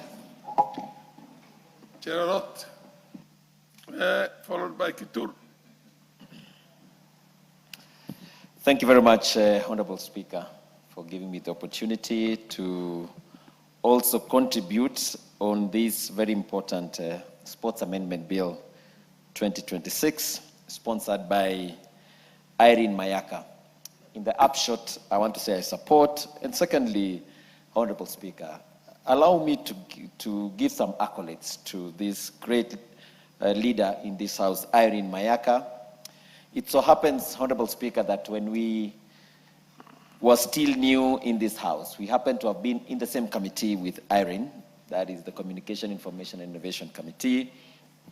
And at that point, Honorable Speaker, Irene was one of the most active and very articulative leader, and she made a lot of contributions while we were in that committee. And likely so, I think that is when she was noticed by the leadership of the House. And when she participated, I think, in one of the committees that she was in, she was elected as the chairperson. That must be regional integration, right? And being a first time, as you know, Honorable Speaker, and you are a chairperson, it is a no mean feat. I say so, Honorable Speaker, because I've also happened to have been a chairperson of CIOC for some time. And I must admit, it is a great, it's a great honor to have such an opportunity in this House. And therefore, Honorable Speaker, I want to wish Irene the very best, even as she continues her trajectory of building a career path back in Nyamira. And I want to tell the people of Nyamira, you have a fantastic, great leader amongst yourself. And we, as the new members of Parliament, or the first timers in Parliament, really applause you. Secondly, it's also on the number of bills and the contributions you've been able to make in this House. Irene, you're just a fantastic, great leader. With that said, Honorable Speaker, allow me to contribute on this. I can see it's about 5 clauses that Irene has been able to present for us to be able to amend for the purposes of cleaning, sanitizing the sports space, Honorable Speaker. I think it is timely because when Kenya Kwanza government, when the broad-based government are in place, this is the first time that we have had, a government that recognizes and has expanded the space of sports in our country, up and including when you see all the stadiums that it's told. When you look at the president of Kenya, many times supporting, whether it is the teams, whether the teams that are participating in various leagues or international tournaments.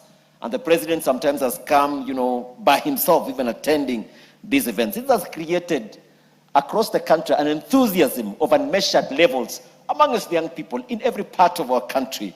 And true to the word, sports is one of the most lucrative spaces that Kenyans can be able to make lives. Just as many people globally, business communities are making money, young people are able to monetize their talents. And so Irene Mayaka has come up with these amendments that I say is going to clean up and create, put Kenya on a global standards on how a game with integrity can be played in our country. Honorable Speaker, allow me to ventilate also on Section 2, where there is definition of what is manipulation of sports competition. The expanded scope of this to include offers or gifts or any soliciting or receiving any undue advantage or utilization of information to be able to have financial gains, among us, about 5 of those definitions that have been provided, I think is very good, because this is going to clean up the space of anybody knowing very well what is manipulation of a sports competition. Honorable Speaker, also the fact that now the Sports Act has given Sports Kenya the opportunity, Honorable Speaker, to be able to participate with other investigative agencies when a report is made regarding any of these acts that is within the aspects of manipulation, and how to receive those reports, Honorable Speaker, and also the timelines. Once you've received this report from the investigative agencies of a report that has been made to Sports Kenya, giving a timeline of determination to 6 months, I think is very important to make it determinative. Honorable Speaker, I only have a concern, and I want to share this with you, Honorable Mayaka, on amendment of 64A3, which of course I appreciate the fact that you've put in, when you talk of A1, you've mentioned on participation of individuals who are abetting or have engaged in any form of indirect or as aided manipulation of sports, to then be, that you have a maximum of 1 million shillings as a penalty. I think that is too little in my view. Because we are talking about integrity, we must make it so punitive that individuals choose not to participate in any form of manipulation, in any form of sport. The inclusion of clubs, I think, is very important, so that clubs can be able to regulate themselves. However, Honorable Mayaka, I have a problem when you now have also included an extreme point of saying that you give a lifetime ban. I think that is going on the extreme. I would have liked Honorable Mayaka, because I feel whether it's clubs or individuals, people change. Or also clubs, the management changes. And sometimes good people can come in who want to maintain high level of integrity. And therefore, I would not have wished that you really make it so tough up there to make sure that, some of these teams don't participate completely in their lifetime, or they just have to wind themselves up for participating in some of these actions. In any case, anyway, we've not been having this bill before. So I think probably you need to be a bit flexible on that. I want to also applaud the fact that you've also mentioned sometimes that some of the funds that you've gotten have to be forfeited, or equally, that the games that you've been participating in, you are dropped from, continuous participation. I think, Irene, those are my thoughts about the same. And Honorable Speaker, I speak so passionately like this on the aspects of sports, because Honorable Speaker, I am the champion, I'm the East African champion of the short races, 100 meters, Honorable Speaker. I'm too good in it Just as you see me in the last, I think the last two have been able to get the gold medal. I'm a gold medalist. And that is the reason why I'm so passionate about sports and the need, therefore, that we sanitize this space. And for that reason, Honorable Speaker, Honorable Irene Mayaka has brought this up to sanitize, to clean this place. I salute you, the great lady from the Gusii land. Thank you very much. Mayaka, I think there being no more interest, I'll ask you to let the mover be called upon to reply. Mayaka, proceed and reply. Thank you. Thank you very much, Honorable Speaker. And Honorable Speaker, let me take this opportunity really to thank my colleagues for the overwhelming support for this particular amendment bill. Honorable Speaker, this is a true demonstration that the leaders, the legislatures of this country really care about sports integrity. And together, I'm sure we will enrich this particular bill to even make it better. Honorable Speaker, I do appreciate the feedback from my colleagues, especially on the particular matter of the fine that most colleagues feel is a bit too little, that it's not stringent enough. And Honorable Speaker, having looked at the report that was actually tabled by the Sports Committee and available for the members to read, I urge all members who have amendments that they would also like to share, if they could look at the committee's report, because I am aligned to the proposals that they have put forth. Just to mention, especially on the fine, and I didn't want to preempt debate before our representative of the Sports Committee spoke about this. But just to mention, one of the proposals that they have put is that the fine exceeds 3 times the value of what was the subject of a manipulation of a sports competition, or 10 million shillings, whichever is higher. So, Honorable Speaker, just to urge my colleagues, those who have amendments that they feel will enrich this particular bill, please do table your amendments as soon as possible so that we can go through this and make sure that we are actually giving the people of Kenya a bill that is very comprehensive and a bill that really seeks to support and protect sports integrity. Honorable Speaker, another suggestion that has come through that I feel is very important is from the Honorable Milemba, who is a football player, in terms of including abuse of substance in enhancing performance as one of the issues that should be criminalized. I think that's also very important.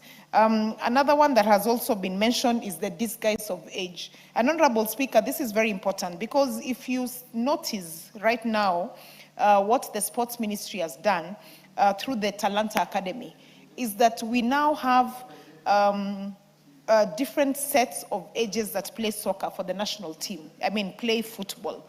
Just to give an example, we have the under 10 team, the under 17 team, under 20, and then the national team. And Honorable Speaker, just to give an example of the Harambee Starlets, because they have been a fantastic example in our country, having represented Kenya.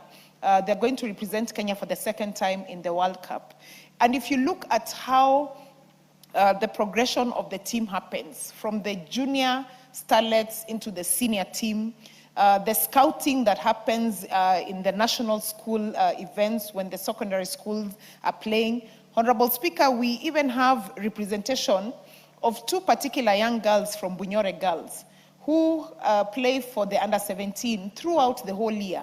And they even play for one of the most successful soccer teams for ladies, the Police Bullets. So, Honorable Speaker, this is very important. And another good example I just want to give, Honorable Speaker, in terms of this issue of age, is if you look at Spain and why Spain was a very successful team in the World Cup. Honorable Speaker, Spain had 2 players who were 18 years old. And if you look at the average age of their players, it was actually 23 years. And this is because they won the World Cup last 16 years ago. But they went back and took time to develop their sport from a very young age. They have one of the best sporting academies for football in this world, and their success is no mean feat. And Spain is going to be a very tough team to beat for a very long time because of the systems they've put in place. And a lot of European teams have done this. And Honorable Speaker, I think this is where we borrowed as well in terms of setting up the Talanta Academy. And it is my hope that this House also supports Talanta Academy, because these are some of the processes that will ensure that we are nurturing talent from a very young age and ensure that it's growing. So yes, I do welcome the proposal, and I'm hoping that Honorable Milemba will also put this as part of the amendments, that disguising age also becomes a criminalized offense for us. So, Honorable Speaker, again, a lot of feedback on the fine. Members feeling like the fine is low, and yes, I concur with them that the 1 million fine is too low. And so I'm hoping that because I am the sponsor of the bill, that the rest of the members will be able to bring their suggestions during the committee of the whole House before then, so that we can enrich this bill. So, Honorable Speaker, having said that, once again, my very big thanks to the people of Kenya, really. People in the sports fraternity, the federations, the journalists, all Kenyans who have been sending me a lot of feedback on how they think this bill can be enriched, their support in terms of why they believe that this is very important for our country. Honorable Speaker, if you look at the views of Parliament today, it has been extremely high because people have been following live, they have been sending feedback, and so it's really to thank the people of Kenya for the overwhelming support, my fellow colleagues, the members of Parliament for the overwhelming support, the parliamentary staff for the support that they've given, the Office of the Clerk, the Sports Committee as well, for the support that they gave in terms of allowing me to defend the bill before them, doing the public participation, inviting the different federations and Kenyans of goodwill to come and do public participation, and the report that they finally prepared. So really it's to thank, and also the leadership, Honorable Speaker. Let me thank both the minority and majority leadership, because I got a lot of support from my leaders, my mentors on this particular bill, led by Honorable Millie Mabona, Honorable Junet, Honorable Ishungwa in absentia, Honorable Owen Bayer. I really, really want to thank them, and the Speaker as well, because, Honorable Speaker, I need to mention this, that when I was actually doing the amendment of this bill, I went with 3 amendments. I was amending the Sports Act, the Penal Code, and the anti-doping. And the advice I got from the Honorable Speaker was to combine these and focus on the Sports Amendment Act so that it can be faster and that it can also be very effective. So to really thank the Honorable Speaker for that particular guidance and the Speaker's panel. With those few remarks, Honorable Speaker, I beg to move, and I thank you. Thank you, Honorable Irene Mayaka. Honorable members, I put the question. Sports Amendment Bill, National Assembly Bill number 5 of 2026, we now read a second time. Will as many as are of that opinion say aye? Will as many as are of the contrary opinion say nay? The ayes have it. Next order. A bill for an act of parliament to amend the Sports Act and for connected purposes. Motion. Second, report on the status of reports on petitions and resolutions. Move.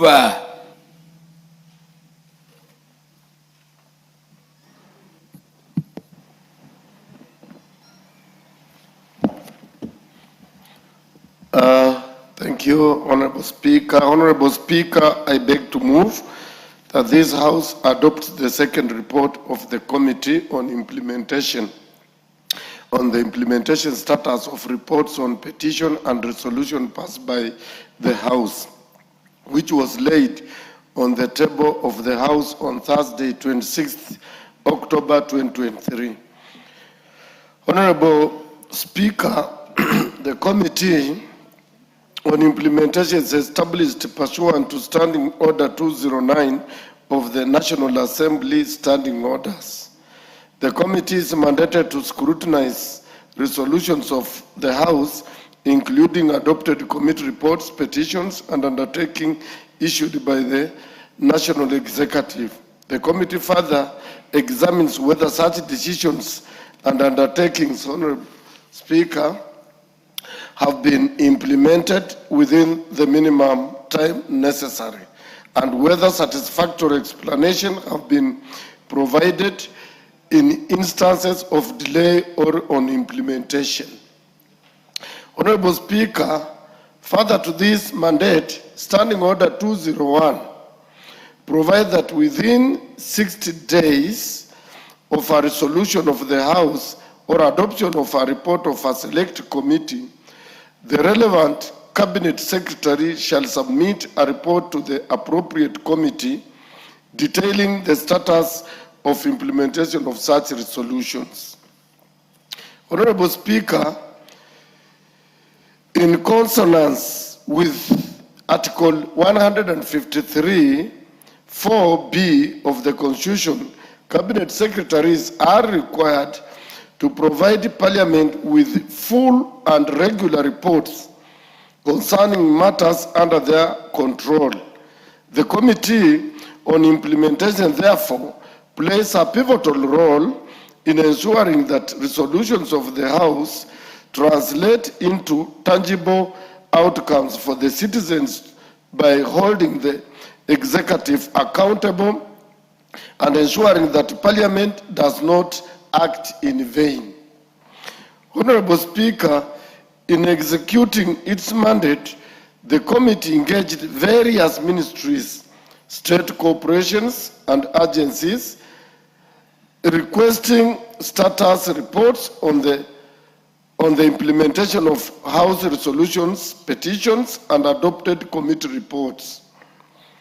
The committee received both written and oral submissions from Cabinet Secretaries and accounting officers during sittings held between February and April 2023. Honorable Speaker, in the execution of its mandate, the committee wrote to various ministries, state corporations, and agencies requesting for the implementation status of resolution petitions and adopted committee reports passed by the House. The committee received both oral and written submissions from the Cabinet Secretaries and accounting officers of the state corporation, providing the implementation status of the recommendations contained in the reports adopted by the House in the sittings held from February to April 2023 as follows. Honorable Speaker,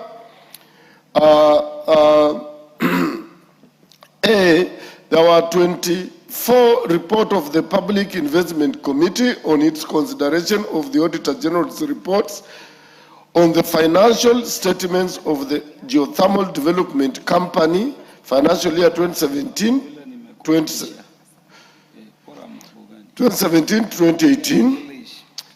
B, there were 24 reports of the Public Investment Committee on its consideration of the Auditor General's report on the financial statements of the Kenya Electricity Generating Company, financial year 2014-2015 to 2019-2020. C, there were 24 reports of the Public Investment Committee on its consideration of the Auditor General's reports on the financial statement of the Kenya Wildlife Service financial year 2017-2018 to 2018-2019. D, there were 24 reports of the Public Investment Committee on its consideration of the Auditor General's reports on the financial statements of the Earth Water Works financial year 2014-2015 to 2019-2020. C, there were 24 reports of the Public Investment Committee on its consideration of the Auditor General's reports on the financial statements of the Kenyatta National Hospital financial year 2014-2015 to 2017-2018. F, there were 24 report of the Public Investment Committee on its consideration of the Auditor General's reports on the financial statements of the Kenya National Bureau of Statistics, financial year 2015-2016 to 2019-2020. G, 24 report of the Public Investment Committee on its consideration of the Auditor General's report on the financial statements of the North Water Services Board, financial years 2011 to 2012 to 2017-2018. H, 24 report of the Public Investment Committee on its consideration of the Auditor General's reports on the financial statements of the Tana and Earth River Development Authority, Kenya Electricity Generating Company, financial year 2014-2015 to 2018-2019. And I, 24, report of the Public Investment Committee on its consideration of the Auditor General's report on the financial statements of the Rural Electrification and